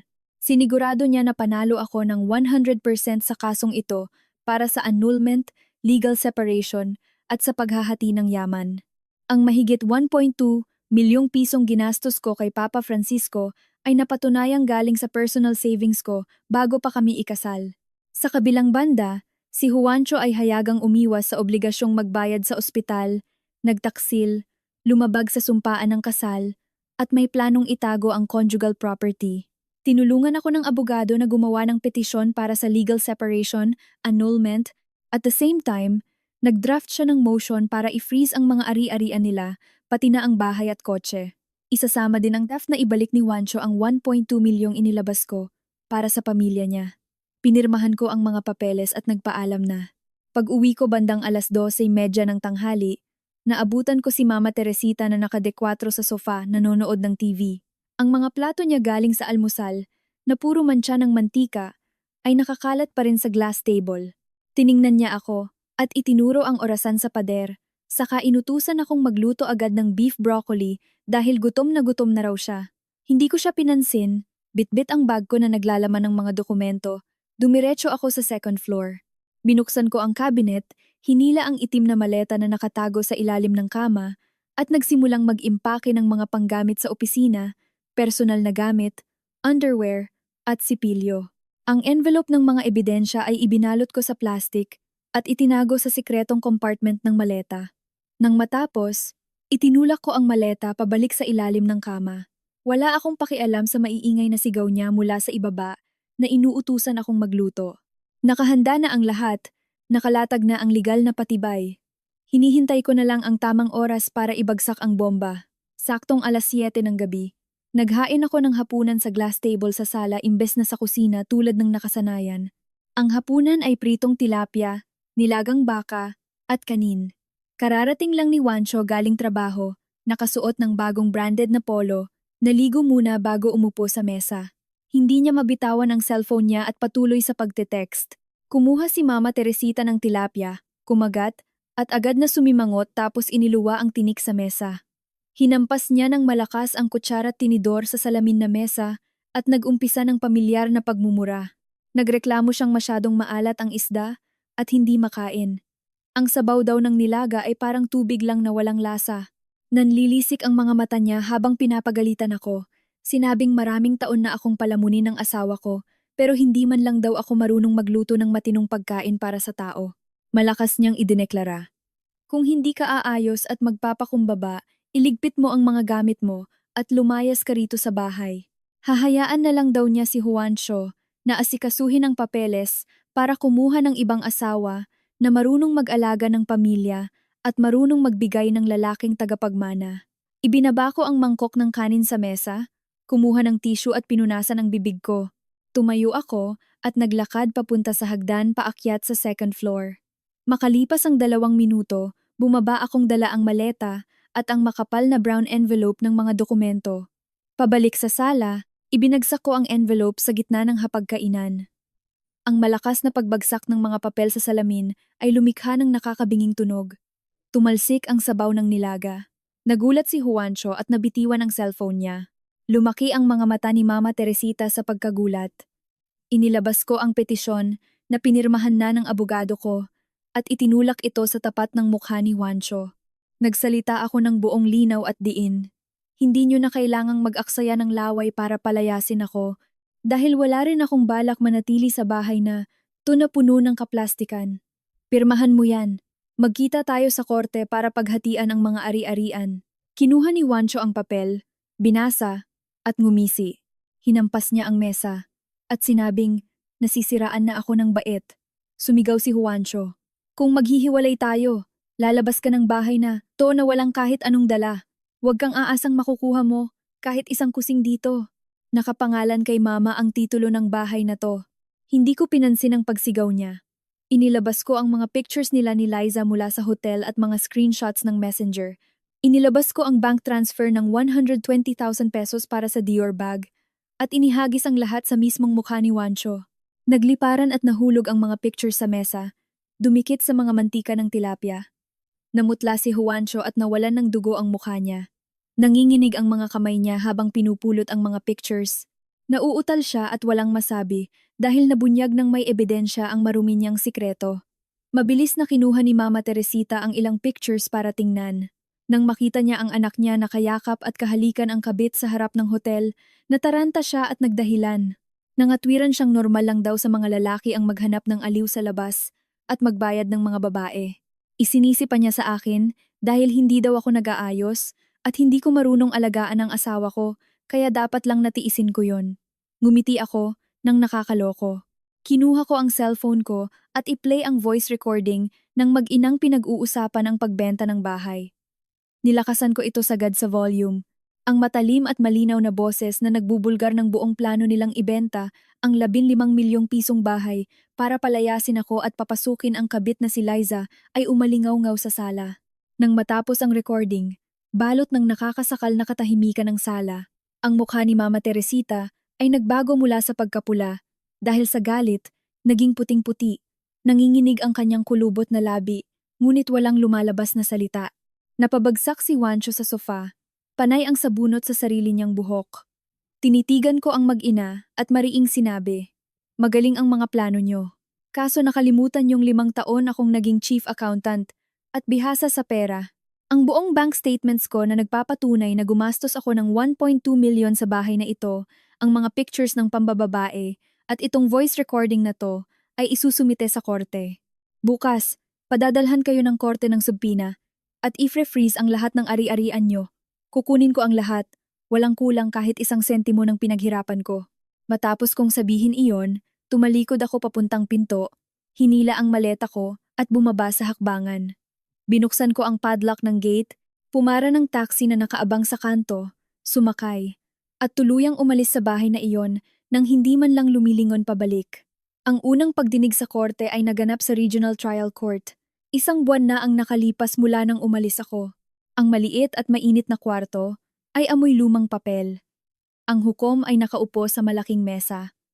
Ako, kasama ni Attorney Tuazon, ay nakaupo sa kabilang side. Sina Juancho at Mama Teresita ay nasa tapat namin. Nagsisimula pa lang ang hearing, hindi pa man natatapos magbasa ang clerk of court, nagsimula na namang gumawa ng eksena si Juancho. Pinalo niya ang kahoy na mesa at malakas akong inakusahan na nagnakaw daw ako ng 10 karat na gintong alahas mula sa cabinet nila bago ako umalis. Si Mama Teresita, na nasa tabi niya, ay panay ang pagpunas ng luha gamit ang panyo. Siniraan niya ako at tinawag na walang hiyang manugang na inubos ko raw ang pera nila para ipatayo ng bahay sa probinsya namin at inabuso ko raw ang biyenan kong lalaki kaya maaga itong namatay. Ginamit ng hukom ang gavel niya at inutos na manahimik sila. Hiningi ng hukom kay Juancho ang mga resibo ng biniling ginto o kahit anong CCTV footage na magpapatunay ng nakaw. Nauutal at napakamot sa ulo si Juancho. Nagdahilan na matagal na raw nasa vault ang ginto at wala silang CCTV sa bahay. Ang abogado kong si Attorney Tuazon ay kalmadong binuksan ang kanyang briefcase at inilabas ang mga maayos na inihandang legal na papeles.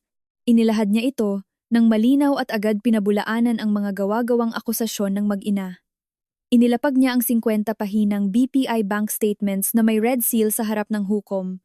Gamit ang ballpen, itinuro ng abogado ko ang bawat bank transfer, down payment sa PGH, pagbili ng mga mamahaling gamot, at resibo ng St. Peter Funeral Services.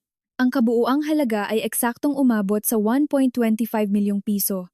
Napatunayan na ang perang ito ay galing sa personal na ipon ko, bago pa man kami ikasal at nasa time deposit ko ito. Bukod doon, nagbigay rin ng subpina ang abogado para sa bank statement ni Juancho. Pinatunayan doon na wala man lang binayaran si Juancho kahit piso para sa hospital bills ng tatay niya sa loob ng 3 taon. Sumunod, inilatag ng abogado ang napakatibay na ebidensya ng kanyang paglabag sa kasal.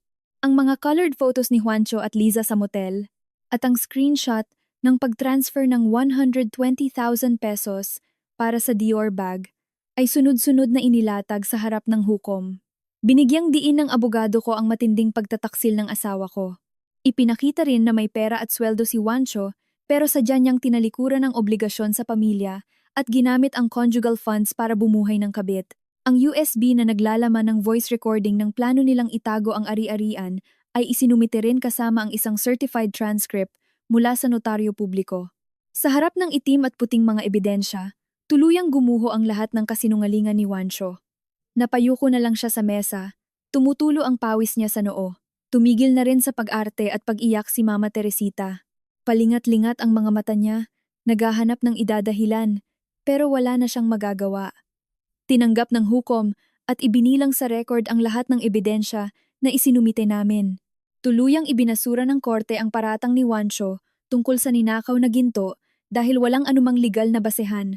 Nagtapos ang unang hearing nang hindi kami nagkasundo dahil mariin kong tinanggihan ang anumang alok na makipagbalikan. Paglabas ko ng korte, sinalubong ako ng mainit na araw ng Disyembre. Sa likod ko, sina Juancho at Mama Teresita ay naglalakad palabas na nakayuko, bakas sa mukha nila ang matinding takot at pag-aalala. Ang legal na laban ay panalo na para sa akin simula pa lang dahil sa paghahanda ko ng mga dokumento.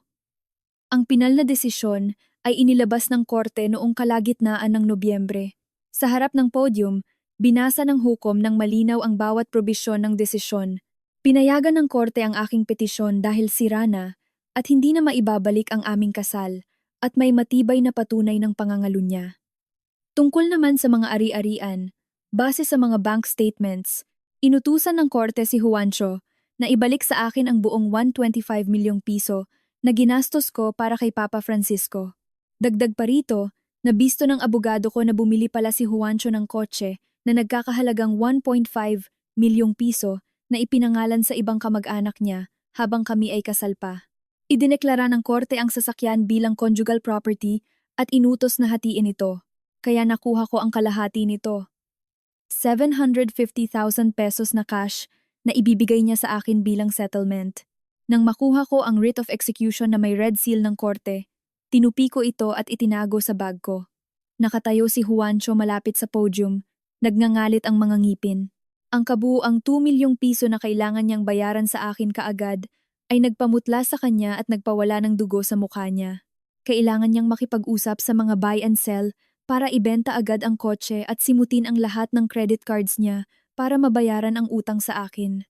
Kapag na-late siya ng bayad, ang 3 palapag na bahay ni Mama Teresita ay ifo-foreclose at isasubasta.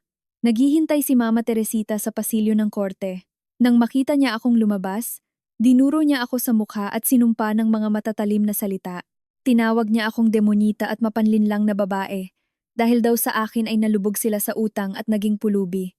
Huminto ako, hindi umiwas, kundi tinitigan ng diretso ang mukha nilang mag-ina. Nagsalita ako ng buong diin na umalingaw-ngaw sa buong pasilyo. Ang mahigit 1 milyong yon ay ang dugot pawis ko na pambili ng gamot para pahabain ang buhay ng asawa mo sa loob ng 3 taon. Ibinabalik lang sa akin ng korte ang hustisyang para sa akin. Mula ngayon, tapos na ang legal na proseso. Nahati na ng patas ang pera at wala na tayong utang sa isa't isa. Kapag nagkita tayo sa labas, huwag niyo akong tatawaging kakilala. Wala na akong gustong kinalaman sa pamilyang basura na ito. Dinukot ko sa bulsa ko ang susi ng bahay nila. Inihagis ko ang susi sa sahig sa harapan ni Juancho. Ang tunog ng bakal na tumama sa marmol ay napakalutong. Tumalikod ako at naglakad palayo sa pasilyo. Ang aking mga hakbang ay mabilis at diretsyo. Iniwan ko sa likuran ang nakakabinging sigaw at mura ni Mama Teresita at ang mukha ni Juancho na punong-puno ng galit. Lumabas ako sa main road at pumara ng Grab. Pag upo ko sa backseat, binuksan ko ang banking app ko. May pumasok na SMS notification ng bank transfer mula sa korte. Ang saktong 2 milyong piso ay naipasok na sa account ko. Nilock ko ang cellphone ko, ipinasok sa bag, isinandal ang ulo ko sa bintana at pinanood ang mga tao sa labas. Ang 4 na taon ng aking kabataan na ibinaon sa madilim na bahay na iyon para maging alipin ay tuluyan ng natapos. Ang lahat ng bigat, ang mga diapers at ang mga kinimkim kong galit ay naputol na. Nakuha ko na ang lahat ng legal kong ari-arian at naglakad ako palabas sa putik nang may pinakamataas na dangal at lakas. Ang inuupahan kong condo unit ay nasa 15th floor ng isang bagong building sa Mandaluyong. Nasa 40 square meters ang laki, at ang malaking glass window ay pinapasok ang liwanag ng araw diretso sa kwarto. Sa unang linggo ko sa bago kong bahay, Gumising ako ng 8:00 ng umaga. Wala nang maingay na alarm clock na nagpapaalala na kailangan ko nang magpalit ng diaper ng 5:00. Wala na akong naaamoy na dumi.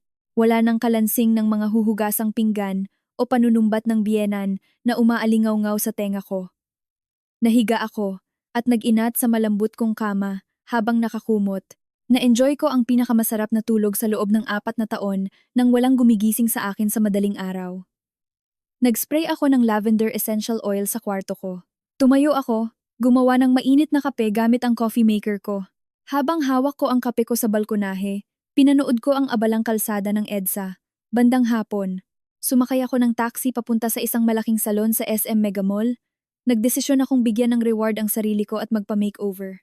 Ginupit ng hairdresser ang mahaba, tuyo, at buhaghag kong buhok na nasira dahil sa mga chemicals ng paglilinis. Nirebond at kinulayan niya ito ng light chestnut brown. Pagkatapos, naglakad ako papunta sa isang spa para magpa-facial at skincare treatment na tumagal ng 2 oras. Tinanggal ng esthetician ang mga dead skin at nilagyan ako ng eye mask para mawala ang dark circles sa mata ko. Paglabas ko ng spa, nag-shopping ako.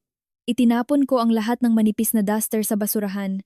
Ginamit ko ang card ko para bumili ng mga bago at eleganteng office attire, silk blouses, at ilang pulang lipstick.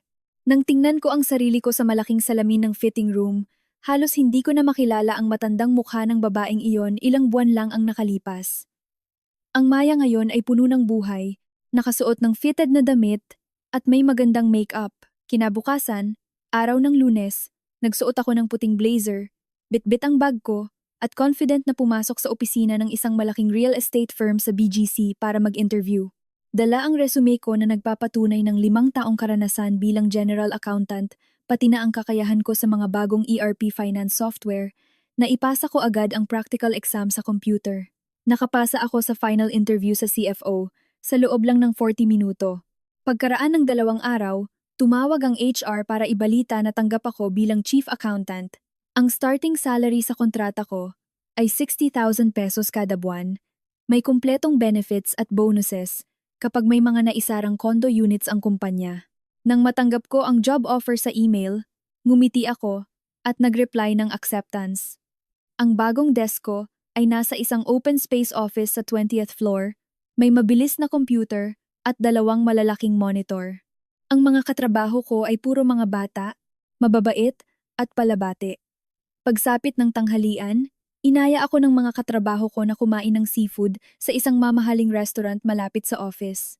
Masaya kaming nagkwentuhan tungkol sa trabaho at buhay, na walang anino ng anumang reklamo o panlalait.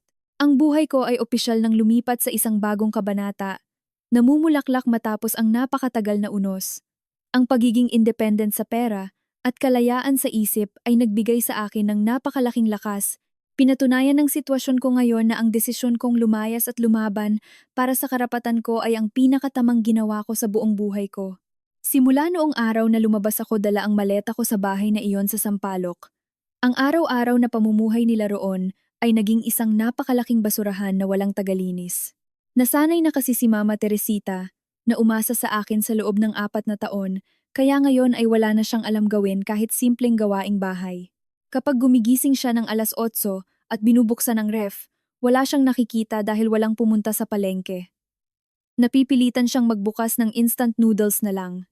Pagkatapos kumain, ang mangkok na puno ng mantika ay ibabato lang niya sa lababo sa batalan at lalangawin. Pagsapit ng tanghali, dahil tinatamad siyang magluto, nag-order na lang siya sa GrabFood o Foodpanda. Ang mga styrofoam ng kinain nila ay nakatambak lang sa glass table sa sala araw-araw. Si Juancho naman, kapag umuuwi ng 11:00 ng gabi, naghuhubad at inihahagis lang ang mga polo niya na amoy alak at pawis sa sahig ng banyo. Ang malaking planggana sa batalan ay nag-uumapaw na sa mga maruruming damit. Nagsisimula na itong manggasim dahil walang marunong maghiwalay ng damit, magpindot ng washing machine o magsampay sa labas. Nang matapos ang problema nila sa pagbabayad sa akin ng settlement sa korte, formal na iniuwi ni Juancho si Liza para ipakilala sa nanay niya. Bumaba si Liza sa taxi, bitbit ang 120,000 pesos na Dior bag niya, at nakasuot ng hapit na dress. Pagtuntong pa lang niya sa sala, tinakpan agad ni Liza ang ilong niya. Naiinis siyang nagreklamo tungkol sa baho na nanggagaling sa lababo dahil puno ito ng mga panis na pagkain at hindi na itatapong basura. Si Mama Teresita, na nag-i-scroll sa Facebook, ay mabilis na tumayo para salubungin ang bago niyang manugang. Hindi pa man umiinit ang inuupuan ni Liza, itinuro agad ni Mama Teresita ang tambak na hugasin sa batalan at malakas na inutusan si Liza na mag-ayos at maghugas ng plato. Inutusan din niya itong magwalis para makapagluto siya ng tanghalian para sa bisita. Nang marinig ito, umingos si Liza at direktang sumagot ng walang paggalang. Idineklara niyang pumunta siya doon para maging asawa at hindi para maging katulong. Ibinuka niya ang 10 daliri niya para ipagmalaki ang acrylic nails niya na nagkakahalaga ng libu-libo na baka raw masira sa dishwashing liquid. Lumingon si Liza kay Juancho at inutusan itong kumuha ng maglilinis, kundi ay lalabas na lang sila para kumain sa restaurant dahil hinding-hindi daw siya kakain sa ganoon kaduming bahay. Nang marinig ang pambabastos ni Liza, sumabog sa galit si Mama Teresita. Hinampas niya ang mesa at dinuro si Liza. Minura niya ito at tinawag na tamad, bastos, at walang modo. Ikinumpara pa niya ako, na dati raw akong masunurin, nagluluto ng 3 beses sa isang araw, at masipag maglinis. Si Juancho, imbes na ipagtanggol ang nanay niya gaya ng dati niyang ginagawa sa akin, ay itinulak ang kamay ng nanay niya at ipinagtanggol si Liza. Sabi ni Juancho, "Ma, wag niyo nga pong ikumpara si Liza sa probinsya ng dating asawa ko." Sabi niya, si Liza ay isang modernong babae na sanay sa masarap na buhay, kaya dapat daw mag-hire ng maid. Kinuha ni Juancho ang cellphone at nag-book ng Grab. Hinila niya si Liza palabas ng gate at iniwan si Mama Teresita na nakatayo sa gitna ng magulong sala. Sa sobrang galit ni Mama Teresita, sinipa niya ang mga basurang styrofoam sa sahig. Namumula siya at hinihingal sa tindi ng galit. Dahil wala na akong nag-aasikaso, ang araw-araw na buhay nilang mag-ina ay tuluyang naparalisa at ang matinding awayan sa pamilya nila ay sumabog ng husto. 3 araw matapos kong matanggap ang buong settlement money ko, hinarap ng pamilya ni Juancho ang pinakamahalagang event sa kanila. Ang unang taon ng kamatayan ng biyenan kong lalaki, o ang malaking pabasa, reunion ng kanilang pamilya. Ayon sa tradisyon nila, ito ang araw na uupa pa ng jeep o van ang mga tiyuhin, tiyahin, at mga kamag-anak mula sa probinsya, papunta sa bahay nila sa Maynila para magtirik ng kandila at kumain ng handa. Dati-rati, tuwing may mga ganitong okasyon, ako palagi ang nagpupuyat at gumigising ng maaga para ilista ang 10 putahe na lulutuin. Kinukuwenta ko ang budget, at nagmomotor ako papuntang Balintawak ng 4:00 ng madaling araw para mamalengke. Itataas ko ang manggas ko para maghiwa ng karne, maglinis ng isda, at magluto hanggang makabuo ng 6 na lamesa ng handaan. Lahat ng gawain mula sa pagbili ng mga bulaklak sa altar, pag-aayos ng prutas, pag-aasikaso sa mga bisita, at hanggang sa paghuhugas ng gabundok na plato, pagkatapos ng party ako lahat ang gumagawa ng mag-isa. Sa mga araw na iyon, sina Mama Teresita at Juancho ay magsusuot lang ng magagarang damit at tatayo sa pinto para nakangiting salubungin ang mga bisita. Sila ang nakakatanggap ng papuri galing sa mga kamag-anak kung gaano daw kaayos at kasipag ang pamilya nila. Sabado ng umaga, isang araw bago ang malaking handaan, tumingin si Mama Teresita sa kalendaryo at nagulat nang ma-realize niyang bukas na pala ang okasyon. Nagmamadali siyang tumawag sa ibaba ng hagdan para pababain si Juancho mula sa 3rd floor. Tiningnan ng mag-ina ang paligid ng bahay na puno ng basura, tambak na gamit, at mga agiw sa kisame. Ang amoy ng amag at kulob ay sumasakal sa kanila dahil hindi nabubuksan ang mga bintana. Nagsimulang mataranta si Mama Teresita. Inutusan niya si Juancho na kumuha ng cellphone para maghanap ng catering service. Tinawagan ni Juancho ang 5 hanggang 6 na caterers, pero lahat ay nag-decline dahil masyadong biglaan at hindi na sila aabot para maghanda ng pagkain para sa napakaraming tao, lalo na't puno na ang schedule nila tuwing weekend. Lumingon si Juancho at sinabing, "Ma, baka pwedeng tawagan natin si Liza para pumunta rito at tulungan tayong magluto ng kahit simpleng pagkain?" Nang marinig ni Mama Teresita ang pangalan ng bago niyang manugang, binura niya agad ang ideya. Sumimangot siya at nagsabing, "Yung babaeng yon na pati paghawak ng tinidor ay takot dahil masisira ang kuko niya? Ano bang maaasahan mo doon? Tatawagin mo siya dito para magbasag ng pinggan at pagtawanan lang tayo ng mga bisita?" Patuloy na lumipas ang oras hanggang maggabi. Nakaupo lang ang mag-ina sa sofa na walang maisip na solusyon. Nagsimulang sa bunutan ni Mama Teresita ang sarili niya. Takot na takot siya sa sasabihin at panghuhusga ng mga matatanda at tiyuhin sa angkan nila. Kung bukas ay darating ang mga bisita at makikita ang bahay na parang basurahan, ang altar na walang kahit anong handa o bulaklak, siguradong itatakwil siya ng pamilya at mapapahiya siya sa buong angkan. Dahil sa matinding desperasyon at kakapalan ng mukha, isang baliw na ideya ang pumasok sa isip ni Mama Teresita. Kinumbinsi niya ang sarili niya na kahit annulled na kami sa korte, minsan daw akong naging manugang sa bahay na iyon, kaya may responsibilidad at obligasyon pa rin ako sa mga ninuno ng asawa ko. Panatag siyang naniwala na dahil sa nakaraan kong pagtitiis at pagsunod sa loob ng 4 na taon, kapag tinawagan niya ako at inutusan ng pagalit at ginamitan ng pangongonsensya, matatakot ako at susunod para pagsilbihan sila. Hinampas ni Mama Teresita ang hita niya at nagdesisyong bukas na bukas ng madaling araw, tatawagan niya ako para piliting umuwi at magluto para sa handaan. 5:00 ng madaling araw ng linggo. Malamig ang simoy ng hangin sa labas. Sa aking kondo sa 15th floor, nakabalot pa rin ako sa aking makapal at mainit na kumot, mahimbing na natutulog. Biglang nagring ng napakalakas ang cellphone ko sa side table. Kumunot ang noo ko. Inilabas ko ang kamay ko sa kumot at kinapa ang phone ko. Ang screen ay umiilaw at malinaw na nakita ko ang pangalan ni Mama Teresita. Nag-isip ako ng ilang segundo at inilagay ko na sana ang daliri ko sa decline button. Pero dahil sa kuryosidad ko kung bakit siya tumatawag ng ganito kaaga, inislide ko ang screen at sinagot ito. Pagkalagay ko pa lang ng phone sa tenga ko, narinig ko na agad ang matinis at naguutos niyang boses na parang walang nangyari at walang anumang hiya. Sumigaw siya sa kabilang linya. Eksaktong-eksakto noong mga panahong manugang pa nila ako. Anong oras na? Nakahiga ka pa. 5:00 na. Bumangon ka na. Kunin mo ang motor mo at pumunta ka sa Balintawak ngayon din. Bumili ka ng 5 malalaking manok, 2 kilong malagkit, mga prutas at mga gulay. Umuwi ka na rito. Bilis. Ngayon ang malaking reunion ng pamilya natin para kay papa mo. 9:00 darating na yung van ng mga tito at tita mo galing probinsya. Balak mo bang iwanang marumi itong bahay natin at walang handa ang altar para murahin tayo ng buong angkan?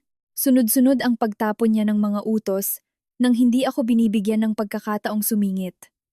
Ang tono niya ay punong-puno ng awtoridad na akala mo'y reyna siya.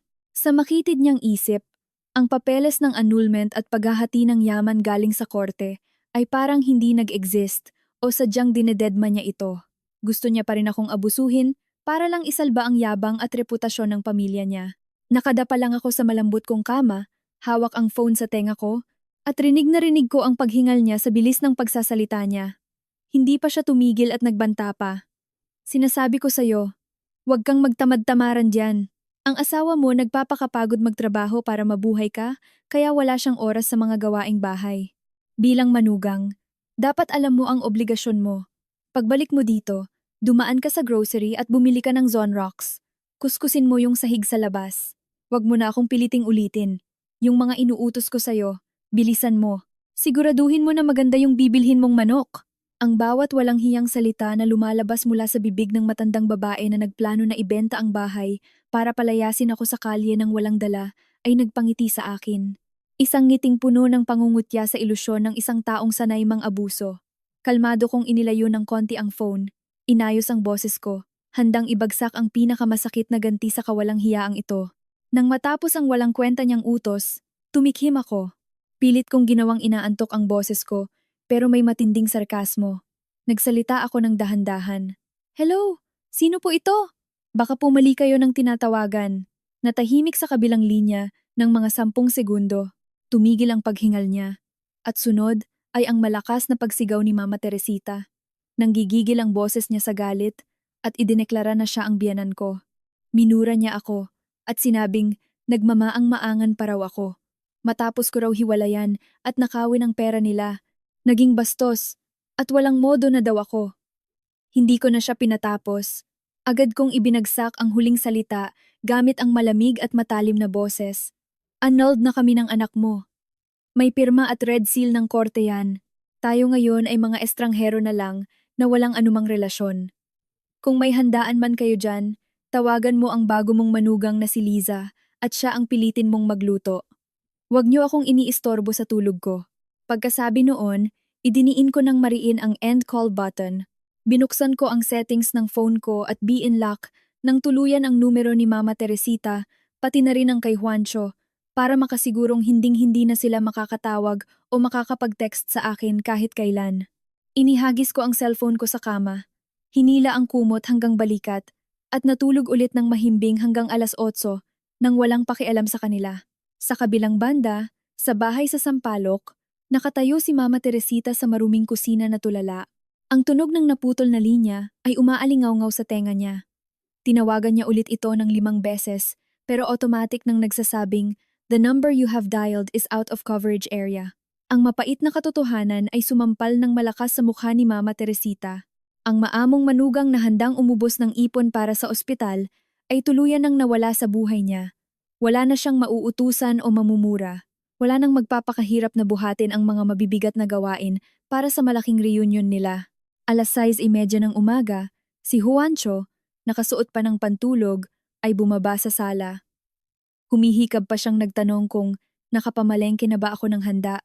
Ibinagsak ni Mama Teresita ang cellphone niya sa glass table kaya nabasag ito.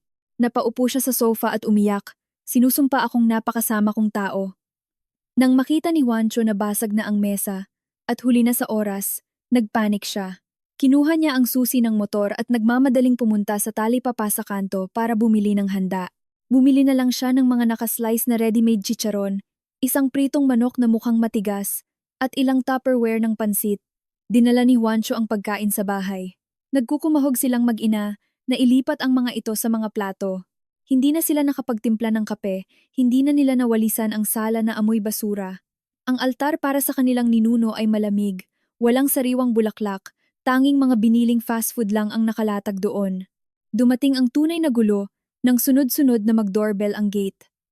Senyales na dumating na ang inupahang van ng mga nakatatanda mula sa probinsya. Saktong alas 10, pumasok na ang mga tito, tita, at kamag-anak nila sa bakuran ni Mama Teresita. Pagtuntong pa lang nila sa sala, agad na nagtakip ng ilong at nagsimangot ang lahat dahil sa baho na nanggagaling sa mga tambak na maruming damit at hindi nahugasang plato. Ang pinakapinunong tito patriarch ng pamilya ay pumasok. Pagkakita niya sa napakakawawang handa sa altar, inihampas niya ang tungkod niya sa baldosa. Malakas niyang pinagalitan. Si Juancho ang panganay at haligi ng pamilyang ito pero napaka-iresponsable. Binastos niyo ang alaala ng ninuno natin sa ginawa niyong ito. Taratantang naglabas ng malamig na tubig si Mama Teresita at nag-inarte, umiyak ng umiyak at isinisi ang lahat sa akin. Gumagawa siya ng kwento na isa daw akong masamang manugang na palihim na nagnakaw ng 10 karat na ginto at tumakas kasama ng kalaguyo ko. Sabi niya, iniwan ko raw siyang matanda at may sakit na walang nag-aalaga kaya hindi sila nakapaghanda para sa mga bisita. Ang mga tita at mga pinsan na nakaupo ay nagbulong-bulungan, tumatango na parang naaawa kay Mama Teresita. Nang mga oras na iyon, nakasuot ako ng magandang dress at umiinom ng iced latte sa isang mamahaling cafe sa BGC na overlooking sa view. Nang maalala ko ang utos niya kaninang umaga, binuksan ko ang messenger app ko. Dahil ako palagi ang nag-aasikaso ng lahat dati, ako ang ginawang admin ni Juancho ng family group chat na pinangalanang Pamilya Reunion na may higit 50 na miyembro. Dahil sa katamaran ni na Mama Teresita at Juancho na magkalikot ng cellphone, nakalimutan nilang i-remove ako sa GC na iyon. Gamit ang napakalaking pagkakamali nilang ito, nagdesisyon akong bitawan ang pinal na bomba para ibulgar ang totoong mukha nila. Pumasok ako sa album, nag-select ng maraming files, at sinend lahat ito sa group chat. Una, ang picture ng 2 pahina ng desisyon ng korte na may red seal, naka-highlight ang parteng nag-uutos kay Juancho na bayaran ako ng 1.25 milyong piso para sa ospital ng tatay niya. Pangalawa, nag-send ako ng 10 litrato kung saan nakayakap si Juancho kay Liza habang papasok sa motel, kasama ang screenshot ng 120,000 pesos na transfer para sa Dior bag. Sa huli, isinend ko ang voice recording kung saan malinaw na maririnig ang boses ni Mama Teresita na nagpaplanong ibenta ang 15 milyong pisong bahay para palayasin ako at papasukin ang kabit ni Juancho. Ang mga cellphone ng bawat kamag-anak na nakaupo sa maruming sala ni Mama Teresita ay sabay-sabay na nagtingting-ting. Kinuha ng matandang tito ang salamin niya mula sa bulsa at binasa ang bawat litrato at dokumento sa screen. Isang tiyuhin ang nag-play ng voice recording sa loudspeaker at nilakasan ang volume para marinig ng lahat. Ang matalim at mapanlinlang na boses ni Mama Teresita na nagpaplano ng masama ay umalingaw-ngaw sa buong bahay. Ang buong katotohanan tungkol sa pagnanakaw ng ari-arian, ang pambababae at pagbuhay ng kabit ni Juancho ay nabunyag ng walang awa sa harap ng lahat ng kamag-anak. Nanginginig sa galit ang matandang tito. Dinuro niya si Juancho at minura. Tinawag itong hayop at walang kwentang anak. Tiningnan ng buong angkan si Mama Teresita na may matinding pandidiri. Wala ni isa sa kanila ang gustong manatili pa roon sa mabahong bahay. Sabay-sabay silang tumayo, pumara ng mga taksi, at umalis lahat, iniwan ang mga pangit na handa sa mesa. Napabagsak si Mama Teresita sa sahig, tinakpan ng mukha at umiyak sa matinding kahihiyan at pagkawasak. Ang mapagkunwaring drama ng mag-ina ay tuluyan ng napunit. Ang kaganapang ito ay naging pinakamalaking mantsa na hindi na mabubura sa pangalan ng pamilya nila. Makalipas ang ilang araw, nalaman ni Liza sa mga kaibigan niya na nahati na ng korte ang mga ari-arian ni Juancho. Nalaman niyang baon na sa utang si Juancho at kailangang magbayad ng mahigit 1 milyon sa akin. Ang kotse niya ay ibinenta na sa presyong palugi para may pambayad. Higit pa rito, kumalat na sa lahat ang masamang reputasyon ni Juancho bilang taksil at irresponsableng anak. Iniwanan na siya ng mga katrabaho at umiwas na ang mga kliyente. Nang makita ni Liza na wala ng pera si Juancho at wala na itong silbi, blinok siya agad ni Liza. Kinuha ng kabit ang lahat ng bag, alahas at mga regalong ginto at lumayas ng walang pasabi. Nawalan si Juancho ng lahat. Baon siya sa utang sa credit card, tuluyang na-depress at nag-resign sa kumpanya. Si Mama Teresita naman ay nakatira na lang sa marumi at amoy basurang bahay. Ang sakit niya sa vertigo at rayuma ay pabalik-balik. Pero wala na siyang pambili ng gamot at wala nang magsusubo sa kanya ng pagkain. Ang buong angkan at mga kaibigan ay tuluyan na silang itinakwil at blinok ang numero nila. Sa huli, naranasan din nilang mag-ina ang pakiramdam ng pagiging mag-isa at walang laban ang eksaktong naramdaman ko na ipinaramdam nila sa akin sa loob ng 4 na taon. Isang instant na karma at parusa, malupit pero saktong-sakto para sa kanilang pagiging makasarili. Biyernes ng umaga, pumasok ang maliwanag na sikat ng araw sa mga salamin ng Ninoy Aquino International Airport, Naya, Terminal 3. Nakatayo ako sa harap ng check-in counter. Nakasuot ng light blue na flowing dress at magandang jacket. Ang buhok ko ay nakalugay at nililipad ng bahagya ng aircon. Hawak ko ng mahigpit ang handle ng aking bright yellow na maleta. Sa loob ng bagahe ko ay ang mga bagong bili kong swimsuits, beach maxi dresses, at mga gamit para sa 5 day vacation ko sa Boracay. Ibinigay ko ang ID at boarding pass sa aking cellphone sa teller. Tinanggap ko ang printed ticket ko ng may napakagandang ngiti habang inilalagay ang bagahe ko sa conveyor. Umalingaw-ngaw sa speaker ang anunsyo ng airline na magsisimula na ang boarding sa Gate 8. Tumalikod ako at naglakad papunta sa security check. Ang mga hakbang ko ay magaan, masigla, at diretso. Nang makaupo na ako sa malambot na leather seat malapit sa bintana ng eroplano, ikinabit ko ang seatbelt ko at tumingin sa labas. Pinapanood ang mga puting ulap. Umugong ang makina ng eroplano at umangat kami patungo sa asul na kalangitan. Binuksan ko ang cellphone ko at tiningnan ang text notification ng unang sahod ko bilang chief accountant na pumasok na sa bank account ko. Ang balanse ko sa bangko ay tuluyan ng nakabawi at lumaki. Ang kalayaan ko at ang pagiging malaya ay buong-buong nasa mga kamay ko na. Ang 4 na taon ng paninirahan ko sa malaimpyernong bahay na iyon, ang pagbubura sa sarili kong pagkatao, ang pagtitiis sa pang-aabuso, at ang pagtataksil ay tuluyan ng naiwan sa nakaraan parang mga ulap na naglaho sa labas ng bintana. Inilagay ko ang phone ko sa airplane mode, isinilid sa bag, at huminga ng malalim. Handa ko nang salubungin ang isang napakaliwanag at masayang kinabukasan na naghihintay sa akin. Ang desisyon kong lumayas, ang matapang na pagkuha ng mga ebidensya, at ang pagtayo para ipaglaban ang aking karapatan at ari-arian ay ang pinakamagandang desisyon na ginawa ko sa buong buhay ko.